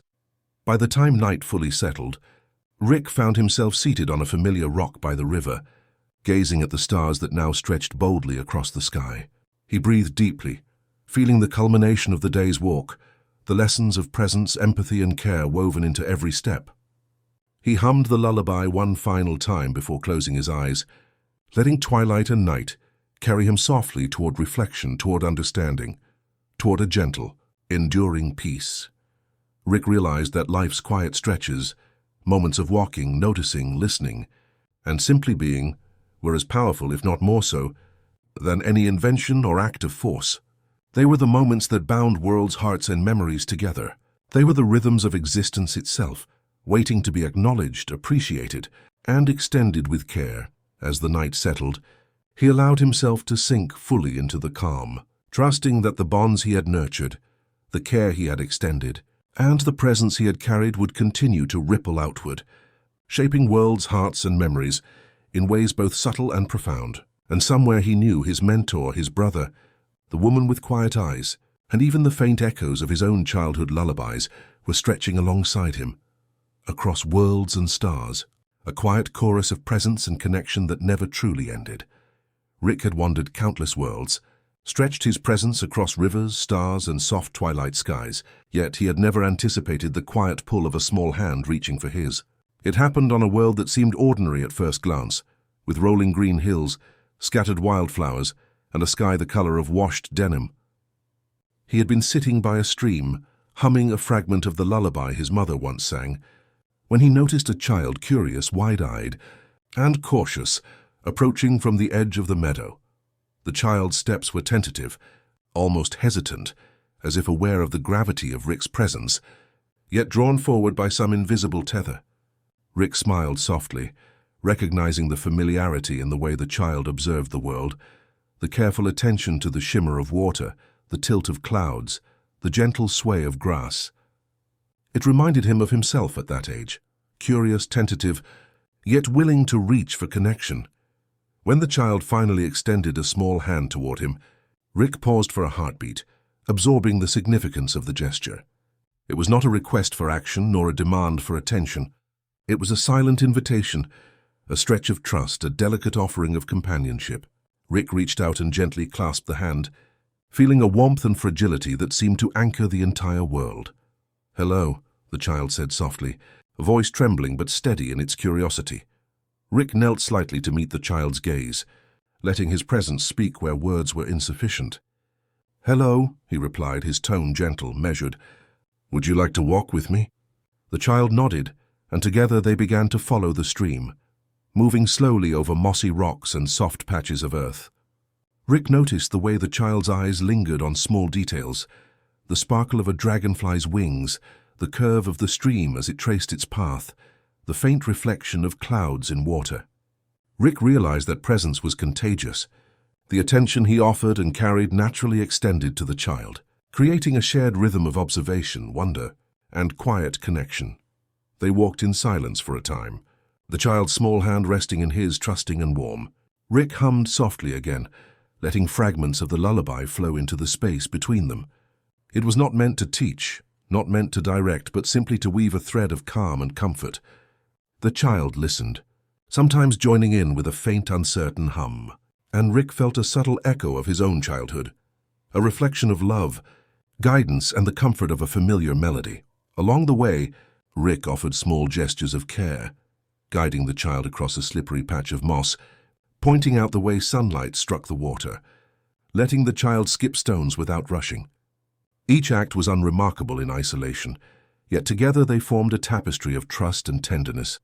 Rick understood profoundly that the essence of stretching was not always invention, not always grandeur, but the subtle weaving of presence into another's life. The child's curiosity grew with each step. Questions came softly. Why does the water move like that? Where do clouds go at night? Do stars sleep? Rick answered not with encyclopedic knowledge, but with gentle observations, reflections and pauses that encouraged the child to notice for themselves. Each answer, each reflection, became a shared act of stretching, the extension of attention, of care, of presence. At one point they paused beneath a towering tree whose leaves shimmered faintly in the last light of day. Rick lowered himself to sit beside the child, letting the small hand remain in his. The sky above transitioned into hues of violet and amber, clouds moving slowly, bending as if acknowledging their quiet companionship. Rick hummed the lullaby again, softer this time, letting the melody ripple into the space around them. The child leaned slightly against Rick, trusting without hesitation. Rick felt an ache of tenderness, a recognition of the responsibility and privilege of shaping a life through care and presence. He realized that protection and guidance were forms of stretching too, extensions of love that required patience, attentiveness, and the willingness to inhabit another's world without imposing. As twilight deepened, the child spoke quietly, almost to themselves. "I like being here. I feel safe." Rick's heart swelled with quiet warmth. Safety, he realized, was not simply the absence of harm, but the presence of careful attention, steady guidance, and unwavering empathy. In offering that to another, he stretched himself in ways he had not yet explored. A tenderness that complemented his curiosity, his empathy, his stillness. They continued along the stream, watching as stars began to pierce the dusk sky. The child's gaze followed the constellations, noting their shimmer, the slow stretch of light across the heavens. Rick pointed out the constellations he knew from memory, from dreams, and from worlds he had wandered. He allowed the child to name some stars themselves, encouraging imagination alongside observation. The act of naming, of noticing, became another quiet thread connecting them, a mutual stretching of presence and awareness. Eventually, they came to a small clearing where wildflowers glowed faintly in the emerging starlight. Rick encouraged the child to sit and rest, letting their shared quiet speak volumes. He realized that some bonds were reinforced, not by words or action, but by the simple act of being together, fully present, fully aware, fully stretched into the space between two beings. The child, now relaxed, rested their head briefly on Rick's shoulder. He hummed the lullaby one final time, letting it carry the weight of memory, care, and connection. He felt the profound truth that life's stretches were not limited to adventure, invention, or grand gestures. Sometimes the deepest impact came from a quiet handheld, a soft presence maintained, a shared moment of stillness beneath the slowly shifting sky. As night fully settled and the first stars shimmered boldly, Rick stood gently lifting the child's hand. They walked back toward the river, slow steps in sync with the rhythm of the world around them. Each step, each heartbeat, each breath was a quiet testament to the bonds that shape, protect, and nurture. Rick understood that this connection, like all meaningful stretches, would extend far beyond that evening, rippling through memory, trust, and presence. And somewhere in the soft exhale of night, Rick felt a warmth spread across him, a reminder that even across worlds, across challenges, across time, small acts of care could stretch infinitely, leaving tender traces that would persist long after the moment had passed. The child's hand in his was more than a gesture. It was a lesson, a bridge, a bond that shaped him as much as he shaped it. The kitchen was quiet, lit only by the gentle afternoon sun filtering through a small, dusty window. Rick stood at the counter, carefully selecting slices of bread from a wooden basket.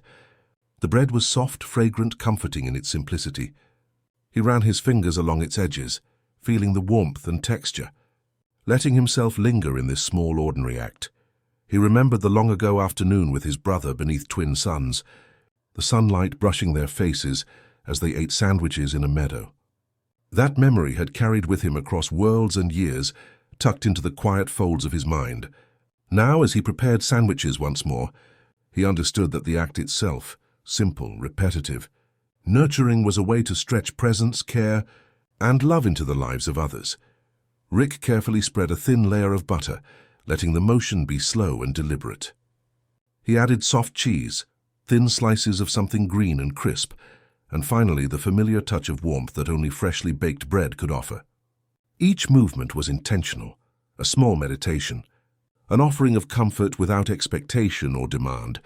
As he worked, he thought of the child whose hand had rested in his, the trust reflected in their quiet companionship. Preparing these sandwiches was another act of stretching, an extension of care, patience, and attentiveness. It was a way of speaking to the world without words, of offering sustenance not only to the body but to the heart. He set the sandwiches on a small wooden tray and carried them outside, stepping into the warm sunlight. The garden outside was quiet, alive with the subtle pulse of life, bees drifting lazily between flowers, the whisper of wind through leaves, a bird perched atop a nearby fence. Watching him with careful curiosity, Rick felt the rhythm of the world align with his own, a silent acknowledgement of the gentle purpose he carried. Sitting beneath a familiar tree, he placed the tray on a low table and began offering sandwiches to those who wandered by. Some were travelers curious and cautious. Others were children, small and hesitant, drawn by the warmth of his presence. Rick did not speak much, for words were unnecessary. The act itself, lifting a sandwich, smiling gently, observing the subtle responses, was enough to convey care, attention, and connection. One child, eyes wide and soft, approached and accepted a sandwich with trembling hands. Rick watched quietly, noting the way the small fingers curled around the bread, the faint smile that blossomed across their face, the way their shoulders relaxed in the sun. He realized then that the simplest gestures, the quietest offerings, could ripple outward, leaving impressions deeper than any grand act of invention or adventure. Rick hummed softly, a fragment of his mother's lullaby threading through the afternoon. It mingled with the sounds of the garden, the hum of insects, the soft rustle of leaves, the distant murmur of water, and the scene became a meditation on presence, generosity, and patience. Each sandwich became a bridge, a quiet extension of care, a subtle expression of love that required nothing in return. As he continued, Rick noticed patterns in the small acts he performed. Offering a sandwich with attention was different from offering it mechanically. Slowing his movements, observing reactions, and acknowledging the subtle responses of those around him amplified the gesture. It was stretching made tangible, care made visible, love made ordinary yet profound. A traveler lingered, hesitant, unsure of whether to take one. Rick held the tray toward them, and when their hand touched a sandwich, he nodded gently, acknowledging their choice without interference. The traveler's eyes softened, a quiet trust forming in the space between them. Rick realized that stretching into the lives of others did not require force or direction. It required attentiveness, presence, and patience. As the afternoon waned, shadows lengthened across the garden, and Rick carried the last sandwiches back inside. He cleaned the counter slowly, deliberately, savoring the motions, letting each gesture echo the lessons he had learned, that small acts repeated with care and attention could shape bonds, strengthen connections, and ripple quietly through time and space. He paused for a moment, looking out the window at the fading light. The sky stretched wide, clouds bending gently in the distance, and the soft hum of the world carried the quiet satisfaction of lives touched. Rick understood then that rituals, no matter how small, no matter how ordinary, could become lasting expressions of care. Making sandwiches was no longer a simple act of sustenance. It was a meditation, a practice, a bridge connecting him to others, to memory, and to the enduring rhythm of existence. Night began to settle, soft and gentle, and Rick hummed the lullaby again, letting it carry through the kitchen, the garden, and into the hearts of those who had received his simple offering. He felt a profound sense of peace, knowing that the stretches he had cultivated, the bonds he had nurtured, the care he had extended, the quiet attentiveness he had offered, were now reflected in the lives of others, even as he cleaned the last plate. Rick noticed a subtle echo of the past, the twin sons of memory, the warm meadow with his brother, the soft melodies of lullabies, and the guiding presence of the traveler's stone. All of it threaded into this quiet afternoon, a tapestry of connection, care, and presence woven into the fabric of his existence. He realized, finally, that stretching was not always about reaching across galaxies, inventing wonders, or defying limits. Sometimes the greatest stretches were in the ordinary, repeated with intention. The preparation of bread, the offering of warmth, the patient attention to the needs of others. Each act, though small, could ripple outward endlessly, carrying echoes of love, memory, and quiet presence far beyond what the eye could see. And as night fell fully, Rick hummed the lullaby one last time, letting its notes drift through the kitchen and into the garden, into hearts, into memory. He felt the quiet contentment of knowing that care, when extended thoughtfully, rippled infinitely, leaving traces that could shape lives, comfort souls, and stretch across time, space, and worlds. Night had settled gently over the worlds Rick wandered, the sky heavy with stars that shimmered faintly. As if aware of the quiet breath of the universe, he lay beneath a familiar tree, the soft earth cradling him. The lullaby he hummed during the day now echoing inward, folding around memory and attention. Tonight sleep called with a peculiar insistence, a quiet tug at the edges of his consciousness that promised journeys beyond the ordinary. As his eyes closed, Rick felt the familiar stretch of presence extend into the spaces between worlds. Dreams came slowly, at first like ripples across a calm pond and then like expanding waves, filling every corner of perception. He walked along rivers that shimmered with starlight, crossed meadows that whispered in colors he had never named, and drifted past skies that bent gently to welcome him. Everything felt endless yet intimate, vast yet carefully aligned with the pulse of his own being. At first, the journey was familiar and comforting. Rick moved effortlessly through landscapes both remembered and imagined, following invisible threads of memory, intuition, and curiosity. He encountered echoes of his childhood, his brother's laughter, the quiet eyes of the woman who had shaped his understanding of presence, and the soft guidance of his mentor beside. The river. Each image, each memory, each thread of connection felt tangible, stretching outward as he reached into it, feeling the weight and warmth of each life he had touched, and each life that had touched him. But gradually the stretch deepened. Rick noticed boundaries dissolving. Time melted, worlds overlapped, and he could sense entire possibilities existing simultaneously, like a vast tapestry of living potential. The dream offered infinity, and he, drawn by curiosity and habit, reached deeper than he had ever before. The rivers he had walked in memory merged with rivers of imagined worlds. The stars above reflected not only familiar skies, but countless unseen galaxies. Rick felt a thrill of connection, of omnipresence, but beneath it lay a quiet tension, an awareness that this reach had no natural limit. He extended further, touching fragments of futures not yet lived, moments not yet experienced, people he had never met, and places that had never been. Each stretch felt natural, effortless, yet unfamiliar in its depth. He realized that in pursuing this vastness, he had stretched beyond comfort, beyond safety, beyond the gentle pulse of presence that had guided him for so long. It was a lesson unfolding in real time. The universe could hold him, but he must not forget the fragile tether of self. The dream shifted subtly, folding back on itself. The echoes of the child's hand he had once held, the warmth of sandwiches shared in sunlight, the shimmer of twilight skies, all of it returned, vibrating softly against the edges of his consciousness. Rick sensed that these were the anchors he had overlooked, the quiet bonds that had shaped him, the tether to reality that prevented him from dissolving entirely into infinity. The reminder was gentle, almost tender. Presence matters even in the vastness of possibility. Rick's awareness softened.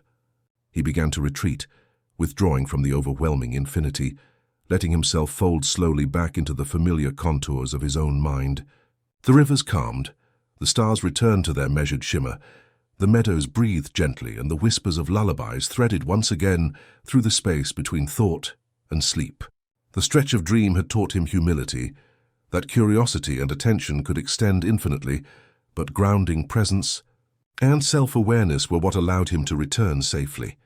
He drifted past the reflection of his mentor's river, noticing the stone left behind, a constant in the swirl of possibility.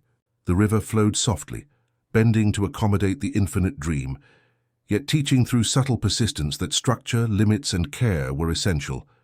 Rick touched the stone in the dream, and in that small act felt the stabilization of his consciousness, the quiet acknowledgement of wisdom imparted across worlds and years. The woman with quiet eyes appeared then, not in a tangible sense but as a presence, a soft echo in the dreamscape. Her gaze did not question or command. It simply reminded him of the importance of grounding, of observing limits, of extending presence without losing oneself.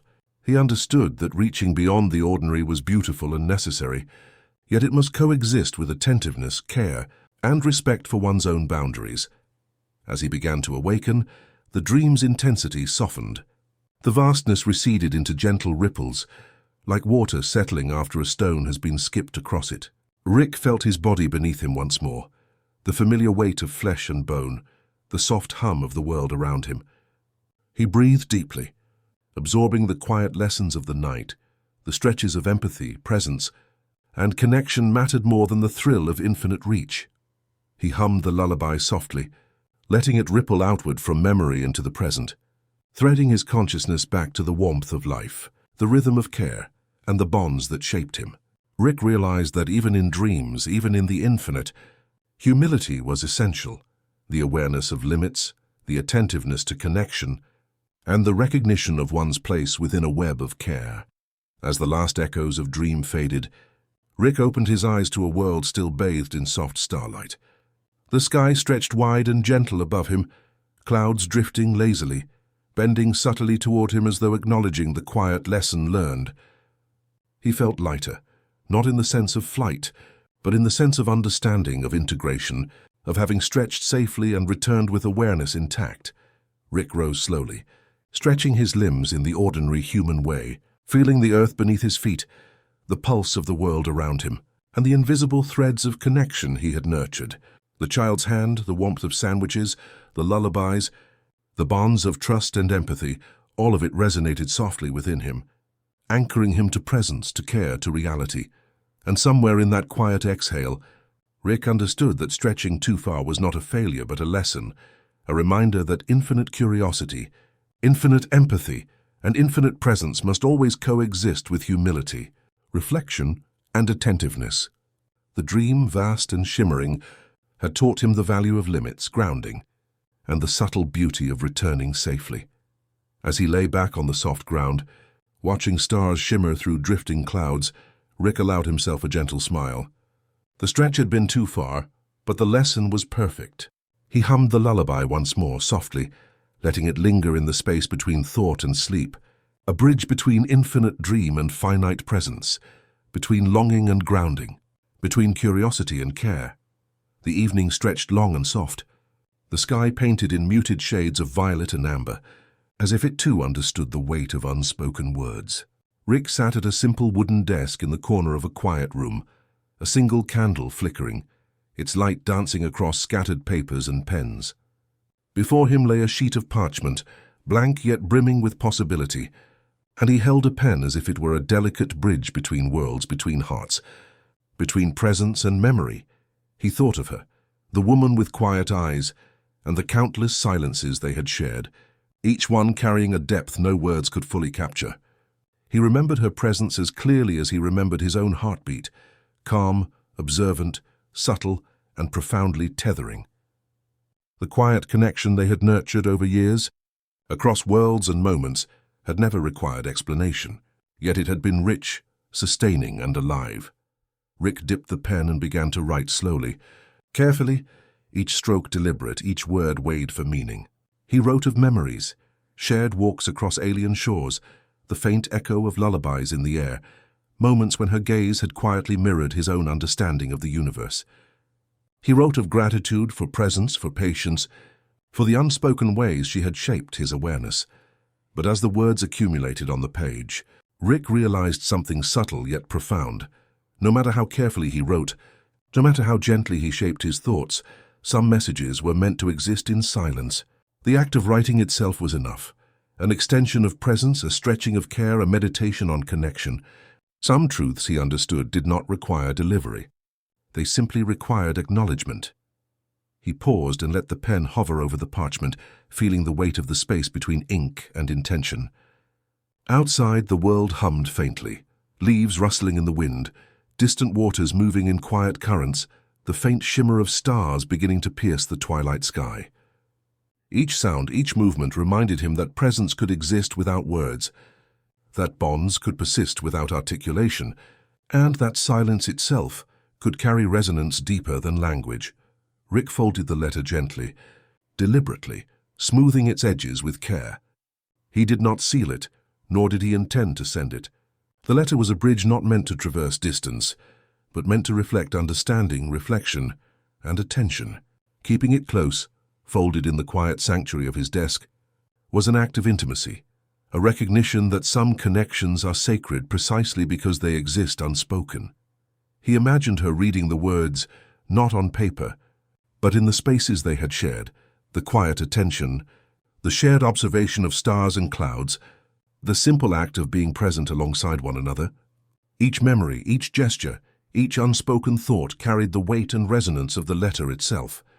In a way, the letter's power lay not in delivery, but in acknowledgement, the conscious act of honoring a bond without altering its natural rhythm.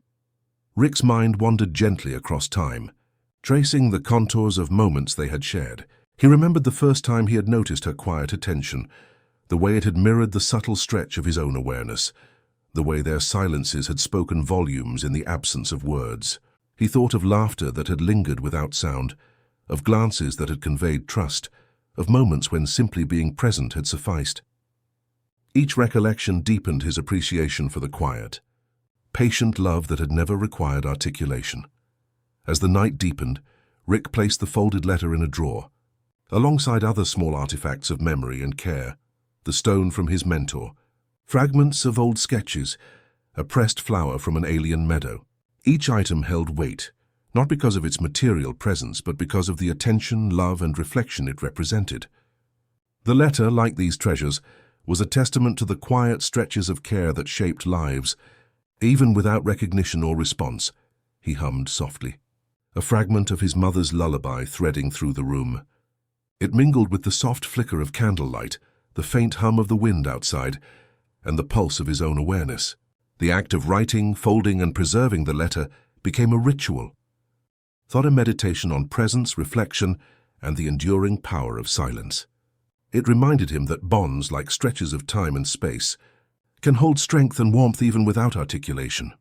Rick leaned back, closing his eyes, and allowed himself to reflect on the layers of connection that had guided his journey.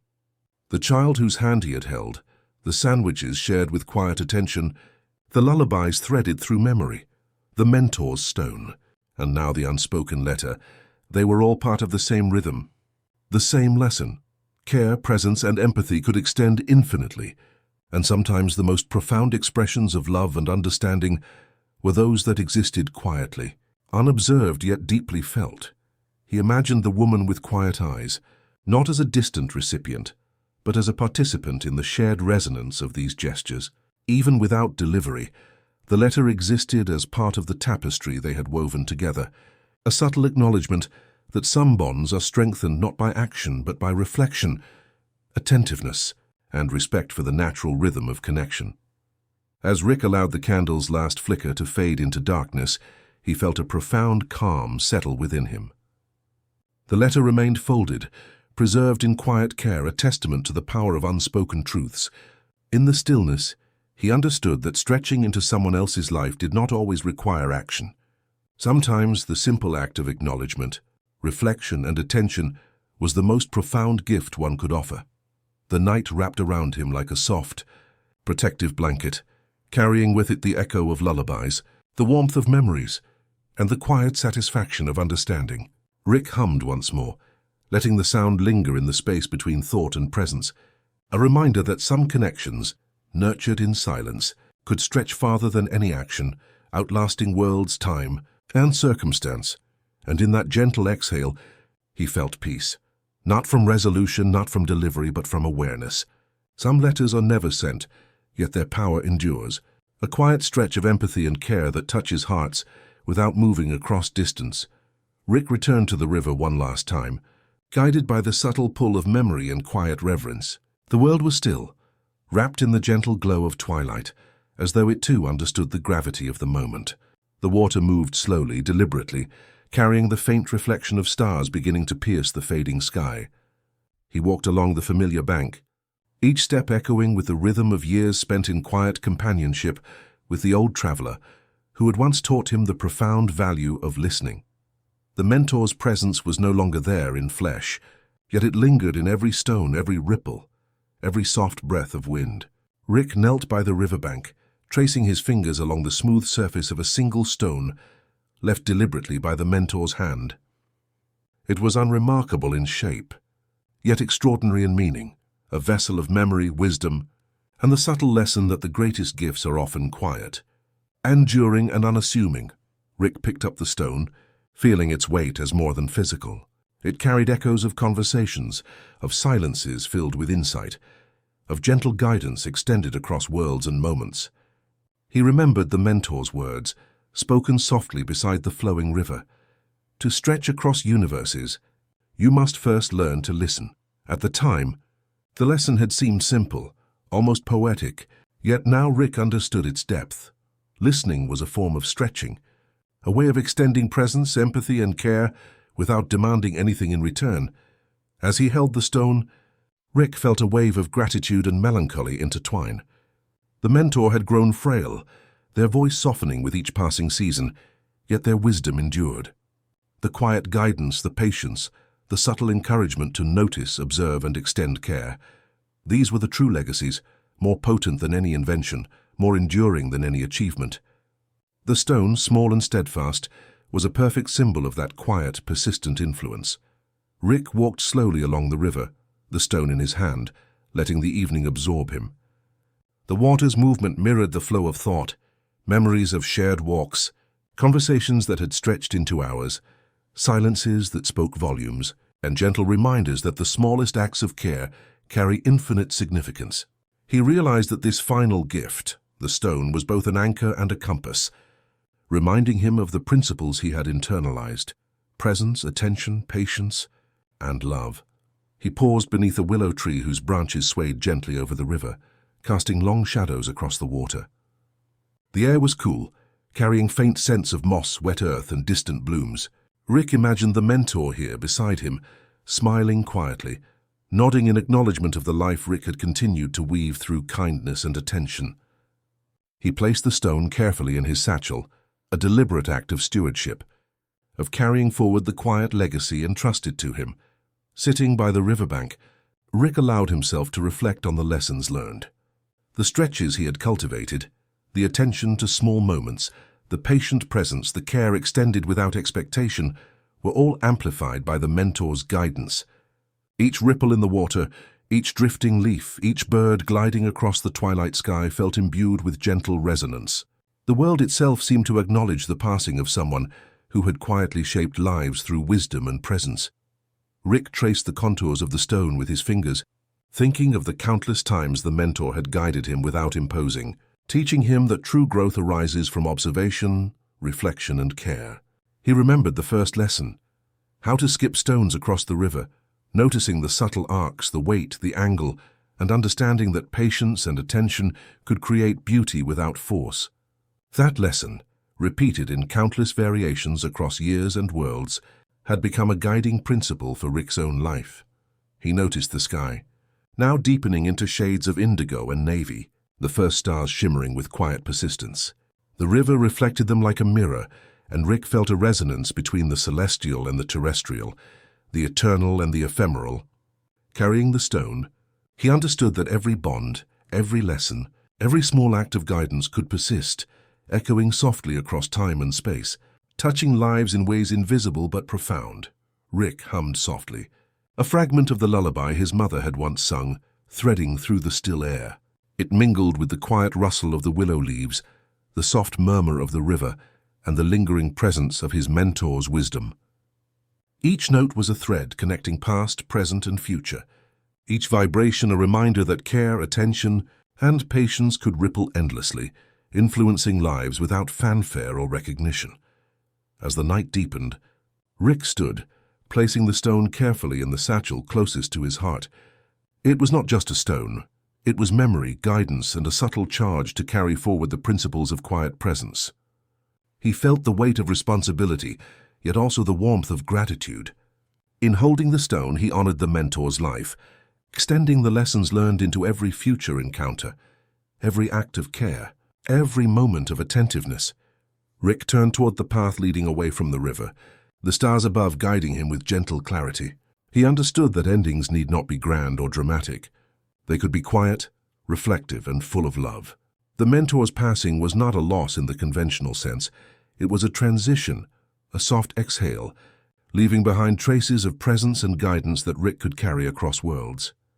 He walked slowly, feeling the rhythm of the river in his mind, the echo of the mentor's voice in his heart, the weight of the stone as both anchor and compass. Every step reminded him that the stretches that truly mattered were those of attention, empathy, and care. Every gesture, however small, could resonate across time and space, shaping lives quietly, persistently, gently. As he reached a small clearing, Rick paused to look back at the river, the willow, the gentle flow of water reflecting starlight. The stone rested in his hand, quiet yet potent.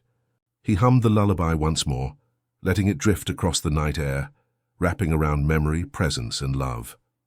He felt the mentor's essence, not as absence but as subtle, enduring guidance, an invisible thread connecting past, present, and future. With a deep, slow breath, Rick placed the stone against his chest, feeling its warmth, its weight, its significance. He understood fully that stretching across life was not about grandeur, but about care, presence, and patience. The stone was a symbol, a talisman, a reminder that the smallest gestures, when performed with attention and love, could persist beyond mortality, beyond worlds, beyond time itself. And somewhere in that quiet exhale of night, Rick felt the profound truth settle softly within him. The mentor was gone in body, yet alive in every stretch of care he continued to extend, every act of presence he offered, every life he touched gently, quietly, meaningfully. The stone would guide him always, a reminder that the most enduring legacies are those crafted in silence, observation, and tender attention. Night spread across the worlds Rick wandered, calm and velvety, a blanket of deep indigo sprinkled with pinpricks of distant light. He stood at the edge of a quiet plateau, the ground beneath him soft, almost breathing, as if it knew his weight and had learned to hold it gently. The air smelled faintly of mineral-rich soil and starlight, a scent that seemed almost impossible to name, yet profoundly comforting. He looked upward, and for a moment he simply breathed, letting the expanse of the universe settle. Around him, above, stars shimmered, scattered across the heavens like whispered secrets. Rick felt them as if they were aware of him, responsive in a way subtle and profound. Each flicker, each glimmer, seemed to acknowledge not just his presence, but the entirety of his journey. The stretches of curiosity, the quiet bonds nurtured, the lessons learned from a mentor, the hum of lullabies, the shared sandwiches beneath twin suns, the silent letters never sent. The stars shimmered back, carrying resonance and memory, like echoes of a love that transcended time and space. Rick inhaled deeply, letting the cold, clean air fill his lungs, and he felt a stretching, not of limbs or moments, but of consciousness itself.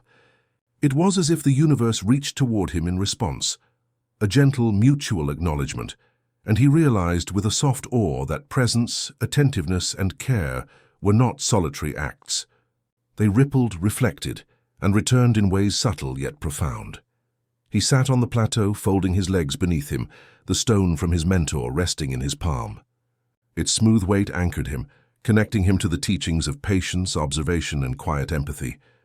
He felt the warmth of it seep through his hand, a reminder that bonds, those nurtured through attention, presence, and kindness, endured far beyond the span of a single life or world.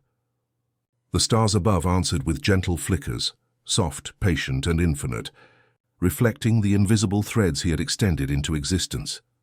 Rick's mind wandered over the years, threading together memory and presence. He remembered moments of stretching, small yet meaningful, the child's hand he had held, sandwiches shared beneath alien suns, the quiet eyes of someone who taught him to listen, the mentor's lessons whispered beside a flowing river, dreams that spoke softly in infinite possibility. All these threads converged here, under the responding sky, a constellation of quiet care, patience, and love. He hummed softly, a fragment of the lullaby his mother had once sung, and the sound intertwined with the night air. The stars seemed to shimmer in response, their light pulsing gently, almost in rhythm with his breathing. It was as if the universe itself had learned the melody of his heart and chose to answer, not with words or force, but with a quiet echo of presence, a delicate acknowledgement of the life he had lived and the bonds he had nurtured. Rick reflected on the infinite expanse above, feeling simultaneously small and intimately connected. The galaxies, distant and vast, responded to his attention, shimmering like echoes of shared laughter, silent letters, remembered songs, and tender acts of care. He understood that the stretches that mattered were not measured in distance or power, but in attentiveness and empathy. In the subtle ways presence could ripple outward and return. He thought of the child he cared for, humming the lullaby he had once heard from his mother. The repetition of care across generations mirrored the stars above, persistent, gentle, and luminous. It was a reminder that connection does not fade with time. It transforms, expands, and echoes across the universe.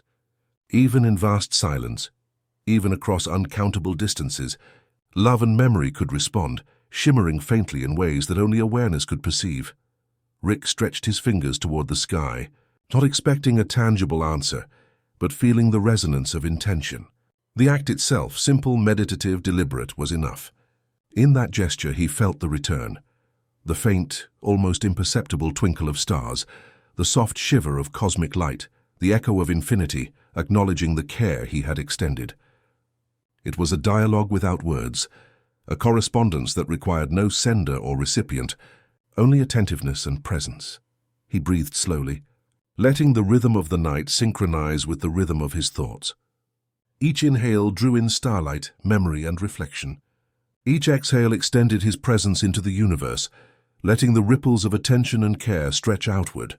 He realized that the universe itself could respond, not with dramatic signs or spectacles, but with subtle acknowledgement, a quiet confirmation that presence and empathy mattered, that even small acts could echo endlessly.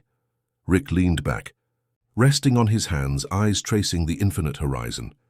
The stars seemed to arrange themselves in patterns he recognized, familiar yet ever-changing, reflecting the constellations of memory he carried inside. Each one shimmered with recognition, the mentor's quiet teachings, the child's trust, the sandwiches shared in warmth, the woman with quiet eyes, the dreams that whispered back. They all returned to him through the shimmer of distant galaxies, a cosmic acknowledgement of the care he had extended and the life he had lived. He hummed the lullaby again, softly, letting it drift into the night air, mingling with the shimmer of stars and the faint murmur of the wind. The sky above seemed to pulse in quiet resonance, reflecting not just light, but the essence of memory, connection, and presence. Rick understood that the stretches of his life, attention, empathy, and quiet acts of care were woven into the fabric of the universe, mirrored subtly in the silent, patient glow of distant worlds. As the night deepened further, Rick allowed himself a gentle exhale. He stretched, not his body, not time, but consciousness itself, feeling connected, present, and profoundly at peace. The stars answered with quiet persistence, a soft shimmer that mirrored the bonds he had nurtured, the love he had extended, and the wisdom he had received. In that exchange, he understood that the universe responds not to grandeur, but to presence, care, and intention. Rick rose slowly, brushing the dust from his clothes, the stone in his pocket a tangible reminder of the enduring presence of guidance and love. The stars continued to shimmer above, each flicker a reflection of quiet connection, each glimmer an affirmation that the stretches of kindness, patience, and empathy ripple outward and return, sometimes across galaxies, sometimes through memory, but always with subtle, enduring resonance. And in the quiet, meditative exhale that followed, Rick smiled softly, letting the night, the stars, the echoes of memory, and the gentle pull of infinite presence wrap around him. The universe had answered, not with spectacle, but with acknowledgement, a reflection and resonance, affirming the quiet beauty of his life and the enduring power of care. The morning light filtered softly through the thin curtains of the small room Rick had come to call a quiet refuge. Sunlight brushed against the floor in delicate streaks, and a gentle warmth wrapped around everything, as though the day itself was breathing in slow rhythm with the house.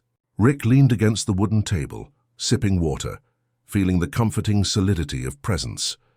The stone from his mentor rested nearby, a quiet companion that had traveled with him through countless worlds and memories. From the other room came a sound so familiar and yet utterly new, a small voice humming a lullaby.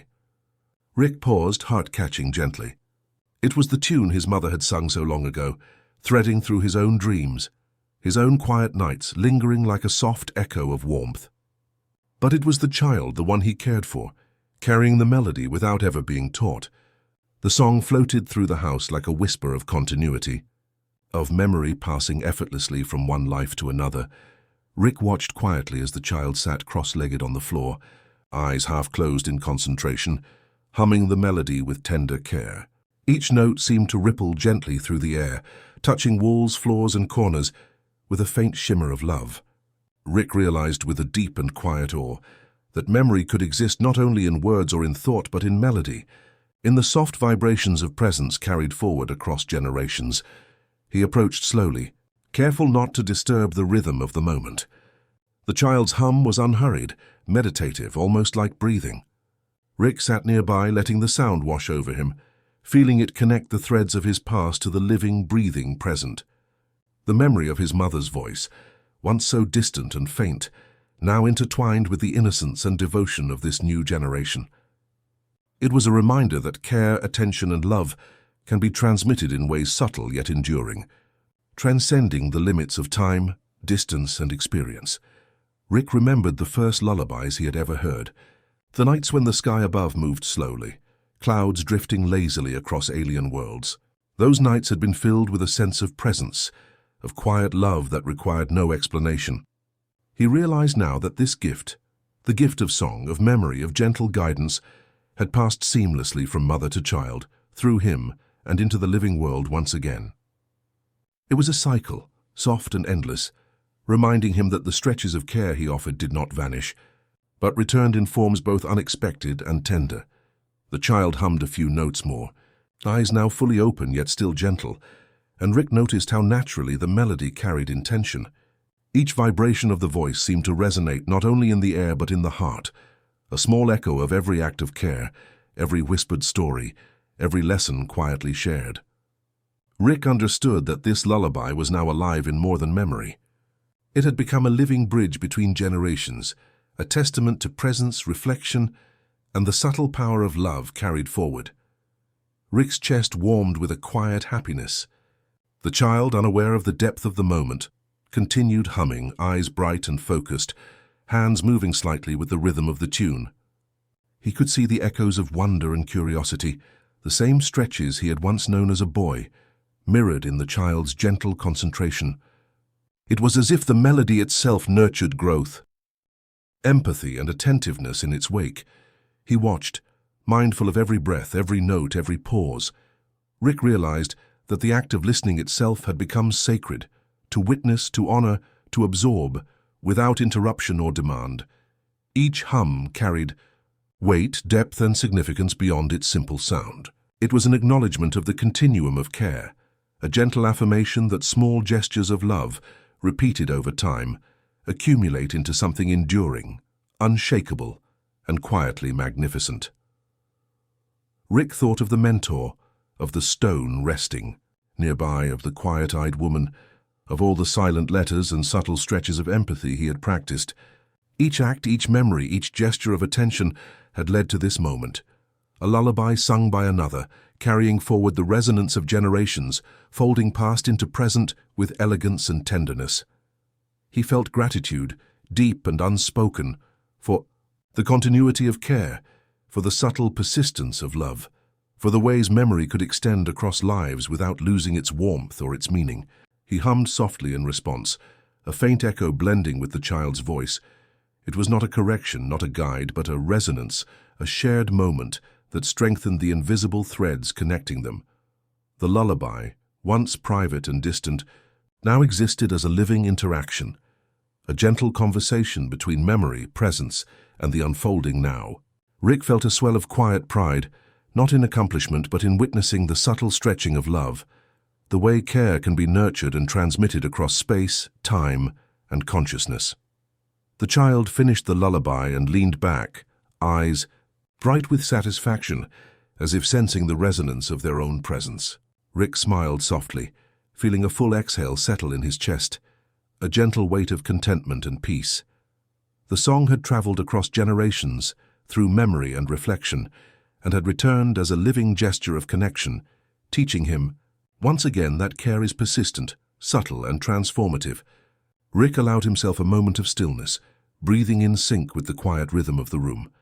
Outside, the world hummed faintly, leaves brushing against windows, distant birds singing, sunlight dancing across floors. The continuity of life, memory and presence seemed to pulse softly in the air around him. He understood deeply that the stretches that mattered most were those of attention, empathy, and connection. The lullaby was a manifestation of these stretches, a bridge linking past, present, and future in ways both gentle and profound. He rose, slowly placing a hand on the child's shoulder, not to interrupt, not to guide, but to honor the presence of the moment. The child smiled faintly, recognizing the acknowledgement, feeling the subtle resonance of shared attention.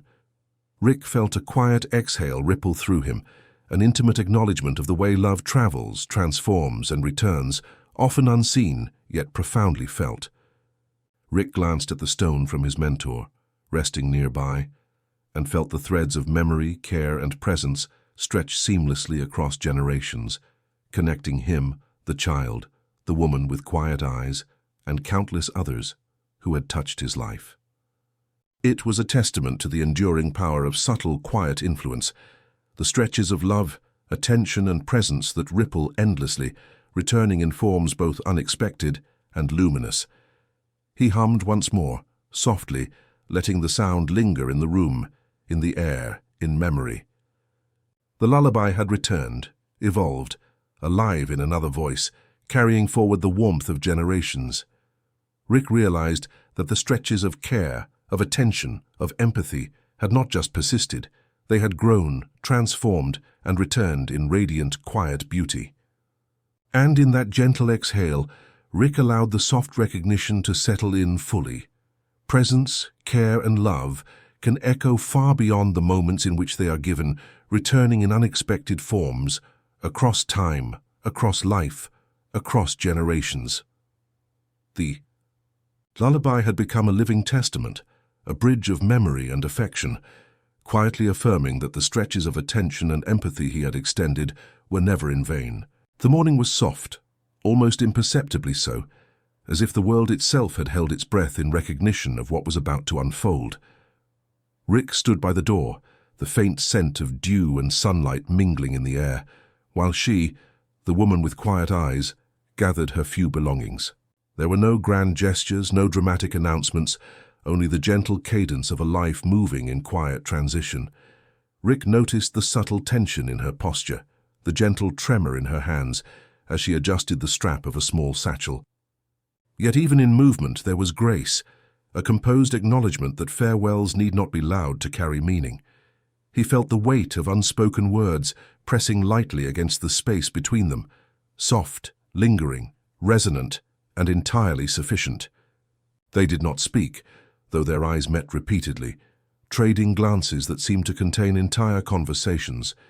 Each look conveyed understanding, gratitude, love, and the quiet knowledge that bonds forged through presence and care do not break simply because distance grows.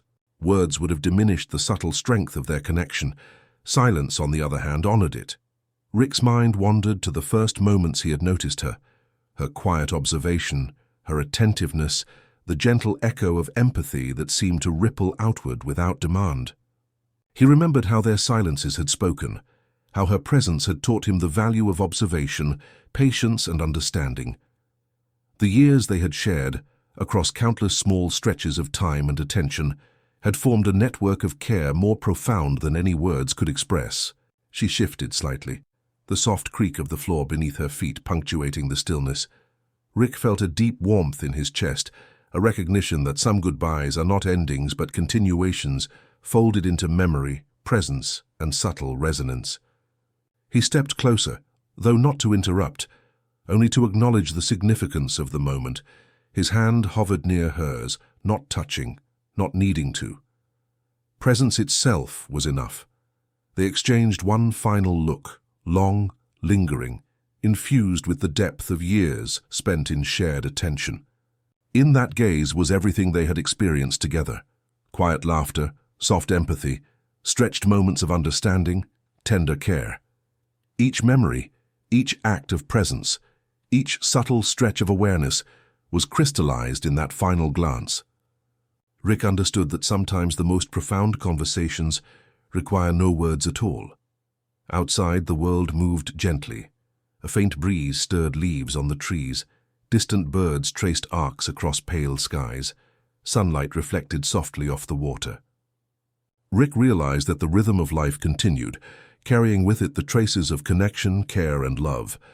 Even as she departed, those traces remained, woven into the fabric of his existence, echoing in memory and presence. Rick remembered the lessons of patience and attentiveness he had learned from his mentor, from the quiet stretches of care shared with the child, and from the subtle acts of kindness threaded across his journey. Those lessons now folded seamlessly into this farewell. The departure of someone dear was not a void to fill, but a space to honor, reflecting the enduring resonance of shared presence. She moved toward the door slowly, deliberately, each step measured in rhythm with her quiet confidence and attentiveness. Rick followed with his gaze, letting the moments expand, stretch, and breathe. He realized that farewells do not diminish connection. Rather, they offer an opportunity to reflect on its endurance, to recognize that bonds forged in presence and care echo far beyond immediate perception. Rick's chest rose and fell with the calm of reflection. He thought of all the silent gestures they had shared, hands brushing lightly, glances lingering just enough to convey empathy, words held back because they were unnecessary, laughter shared without urgency, presence given without expectation. These gestures, accumulated across time, were now the foundation upon which he would continue to move forward, carrying love and attention as quietly powerful forces. The door opened fully, and a sliver of sunlight spilled across the floor. She paused, hand on the latch, and turned once more. Their eyes met, and Rick felt the full resonance of everything held between them. No farewell, no pronouncement, no words, only recognition, reflection, and quiet affirmation. He understood fully that absence need not erase presence. That distance could never diminish the quiet stretches of care that had shaped them both. As she stepped out into the gentle morning, Rick felt a soft exhale of gratitude pass through him. The room, the world, and the moments they had shared seemed to hold their breath, honoring the transition with silent acknowledgement. Rick closed the door slowly, letting the echo of her departure settle around him like a soft, protective blanket. He leaned against the door for a moment, closing his eyes, and allowed memory to drift freely. The first glance, the soft attention, the quiet presence, the long stretches of understanding that had required no articulation. The farewell had not ended their bond. It had only folded it into a new form, one that existed in memory and reflection and in the quiet stretching of awareness that accompanies care. Rick walked to the window and gazed out at the horizon. The morning sky shimmered with gentle light, clouds drifting slowly across the expanse, as if echoing the tempo of his own heartbeat. He realized that the world itself was part of the farewell, bending gently toward him, carrying memory, care, and love across time and distance. He hummed softly, a fragment of the lullaby threading through his chest, letting it drift across the room. In that moment, he understood the enduring truth. Bonds formed in attention, presence, and empathy persist, even when physical proximity fades. Silence could be as expressive as speech, absence as meaningful as presence, and unspoken understanding as profound as any declaration of love. Rick exhaled fully, letting the warmth of memory and reflection fill him. The farewell had not been a loss, but a continuation, a quiet, gentle affirmation of all the stretches of care, attention, and presence that had defined their shared journey. And as the morning unfolded, carrying with it light, movement, and quiet resonance, Rick felt a deep sense of peace, knowing that love once given never truly departs. He returned to the stone from his mentor, tracing its contours with his fingers, and felt the interconnectedness of all the threads in his life. Mentor, child, quiet-eyed love, lullabies, and memories. Each strand, each act of care, each attentive presence formed a network that stretched far beyond immediate perception. The farewell, like all transitions, was simply another extension of that continuum, another fold in the tapestry of connection. Rick allowed himself a final breath of reflection. He knew that the quiet-eyed woman's departure would ripple gently through his life, shaping future choices, reflections, and stretches of care. Love did not vanish, it transformed. Presence did not end. It expanded. And in that soft, meditative recognition, Rick felt an enduring calm, a quiet awe, and the affirmation that bonds woven through attention and empathy persist across time, space, and life itself. And as he settled into the room, the sunlight now brightening every corner, Rick allowed the gentle exhale to linger, carrying with it the resonance of absence, love, memory, and care. He smiled softly, knowing that farewells without words could be the most eloquent expressions of all. Rick returned to the river once more, drawn by its gentle persistence and the familiarity of its flow. The sky stretched wide above him, painted in soft gradients of early evening, and clouds drifted lazily, unhurried, like memories moving through the mind. Each wisp seemed to carry fragments of moments past, laughter shared, lullabies hummed, sandwiches eaten in quiet sunlight, conversations held in silence, and lessons learned from a mentor now gone. He walked slowly along the riverbank, the soil cool and damp beneath his feet, listening to the water's soft murmur as it traced its endless path. Rick felt the presence of those he loved and had lost, woven delicately into the rhythm of the river. Their echoes were not heavy or burdensome, but gentle like whispers carried on a breeze, reminding him that care and connection persist beyond absence. Rick found a familiar stone near the water's edge and sat, placing the stone from his mentor beside him. Its weight grounded him, a tangible anchor to memory and guidance. He watched the clouds above, noticing how each one seemed to bend slightly, drift more slowly, as if the sky itself recognized the continuity of attention and love in his life. The clouds were not ordinary. They carried the resonance of all that he had nurtured and received, each formation a soft reflection of presence across time and space. He allowed his mind to drift, tracing the gentle arcs of memory, the quiet-eyed woman's gaze, the child's laughter, the mentor's enduring guidance, the lullabies passed across generations. Each recollection seemed to ripple across the river, interacting with the clouds, the sky, and the stillness around him. Rick realized that love, care, and presence leave an imprint, subtle but enduring. Like patterns traced in water that persist, even after the surface appears smooth. The sky shifted imperceptibly, deepening into twilight, and Rick felt a quiet awe at the way the universe seemed to participate in reflection. The clouds mirrored his thoughts, drifting, stretching, bending in soft acknowledgement of every connection he had formed.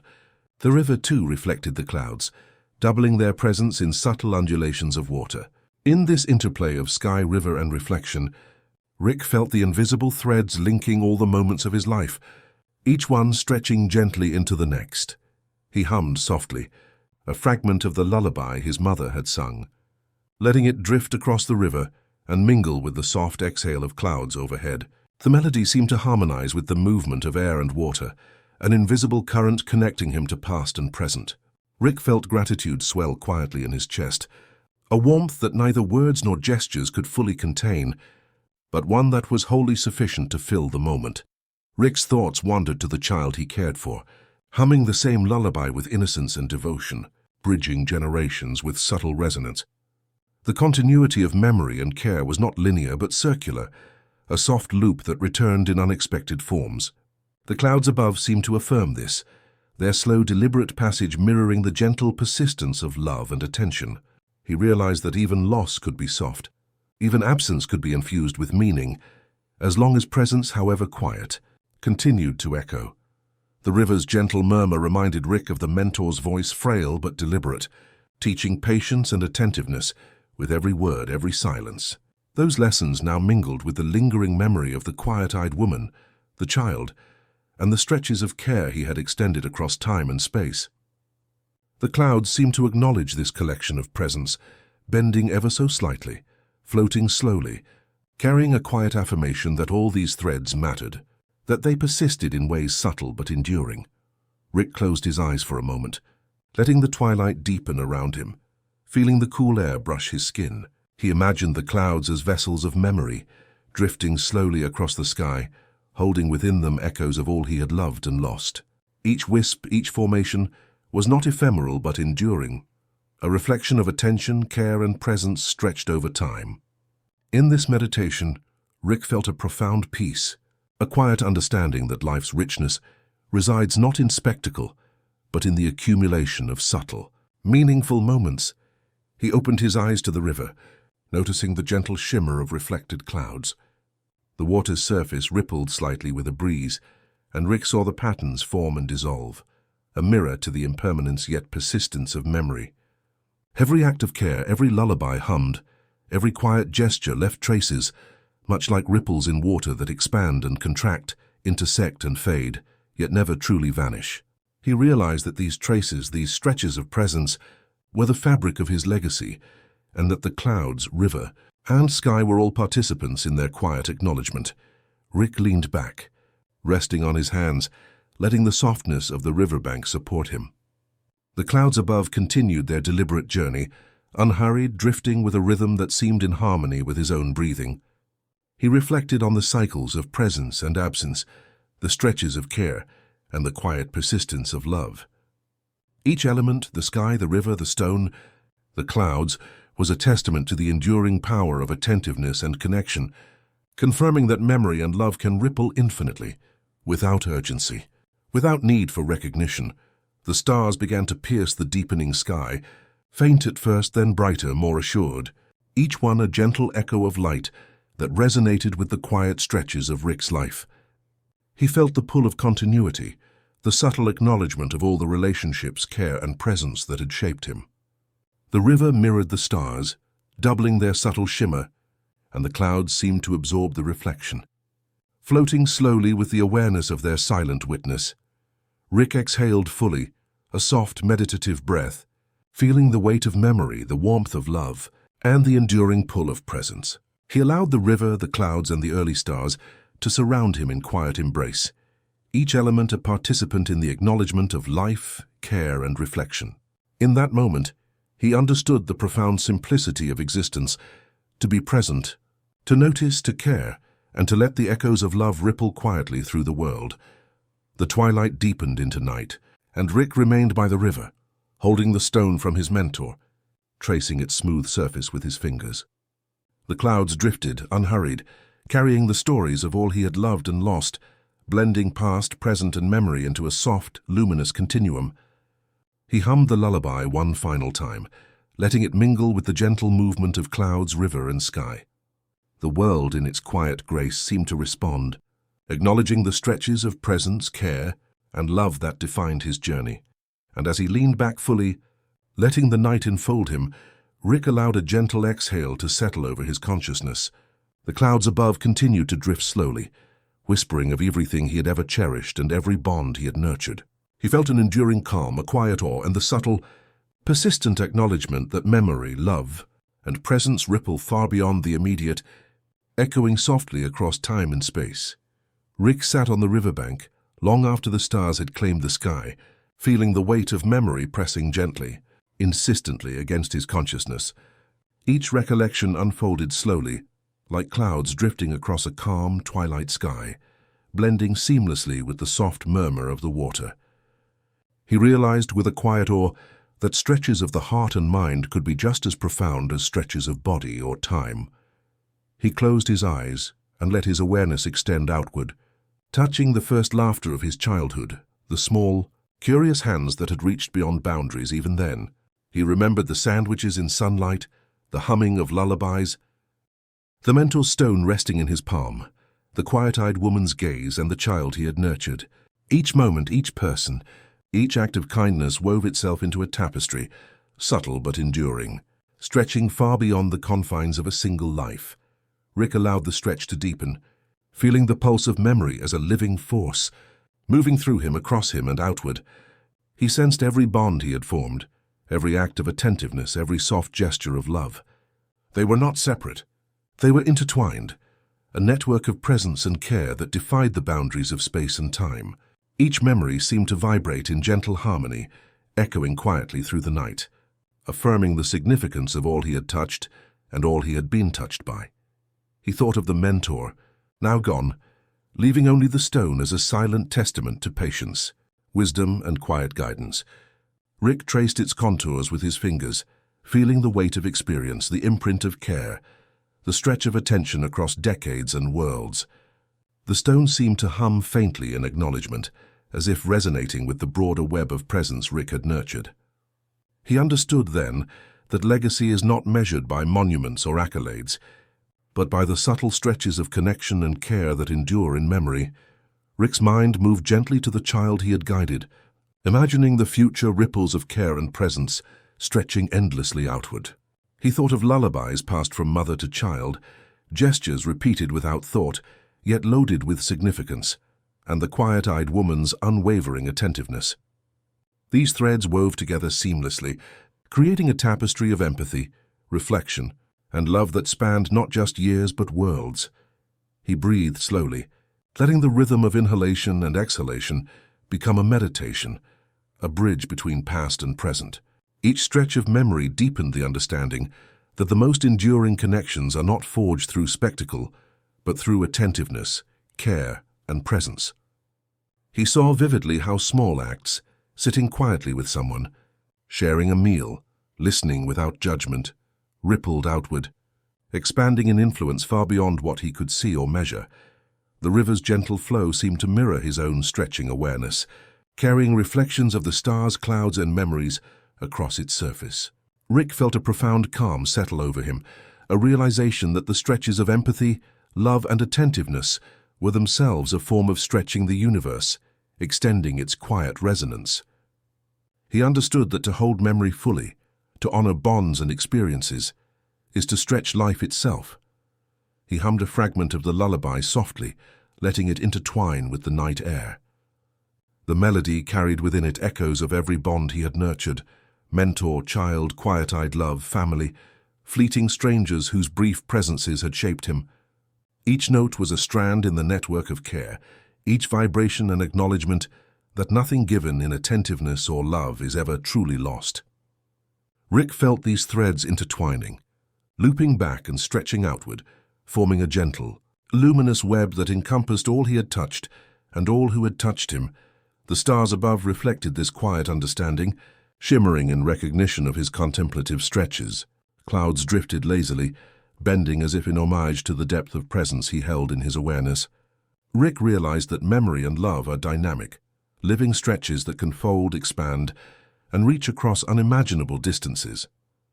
They do not diminish with time or distance. They persist, returning in forms subtle yet profound, shaping the present and future in quiet, almost imperceptible ways. Rick allowed himself to rest fully into the stretch of memory, feeling the totality of his life, the cumulative weight of care, the resonance of all the quiet acts and attentive presences he had given and received. He saw that the longest stretches are not those of limbs or seconds, but of consciousness, holding close everything that defines the essence of existence: love, care, memory, empathy. Each thread mattered, each gesture had ripples, each connection was sacred. He traced patterns in the river's surface with his eyes, watching reflections bend and shimmer. In each distortion of light, he saw echoes of laughter, quiet conversations, the soft exhale of shared moments, and the tender acts that had defined the contours of his life. Rick felt gratitude swell quietly, a warm and expansive energy that embraced both joy and sorrow, beginnings and farewells, teaching and learning.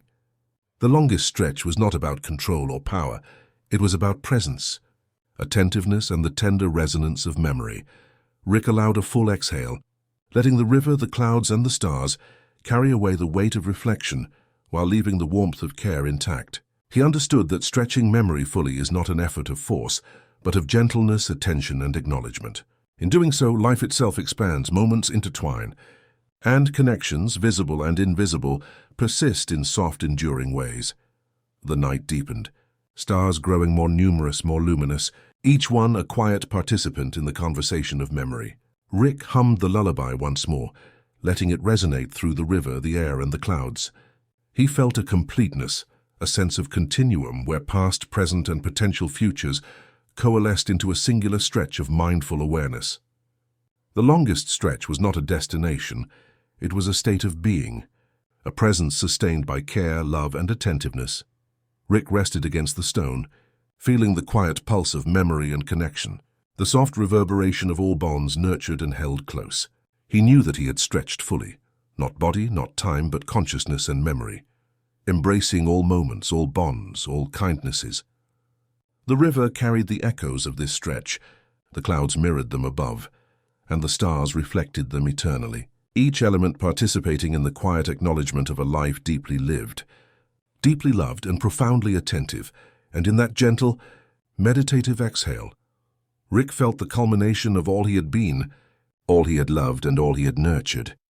The stretches of memory, care and presence reached their quiet fullness, and he let them settle softly around him, a luminous embrace of reflection, tenderness, and continuity. Rick stood at the edge of the river one last time, feeling the cool breeze brush his skin and the soft pull of night across his shoulders. Above him, the sky opened wide, revealing galaxies strewn like luminous petals across velvet darkness. The stars shimmered gently, each one pulsing faintly, carrying whispers of lives and stories past and future, stretching across endless distances. He breathed slowly, letting the rhythm of the river, the air, and the universe itself resonate through him. He thought of every bond, every quiet gesture, every stretch of care he had nurtured. The mentor's stone, the child's humming, the quiet-eyed woman's gaze, all woven into the fabric of his being. Rick realized with profound clarity that his presence, though impermanent in a single world, persisted across memory, across minds, across hearts.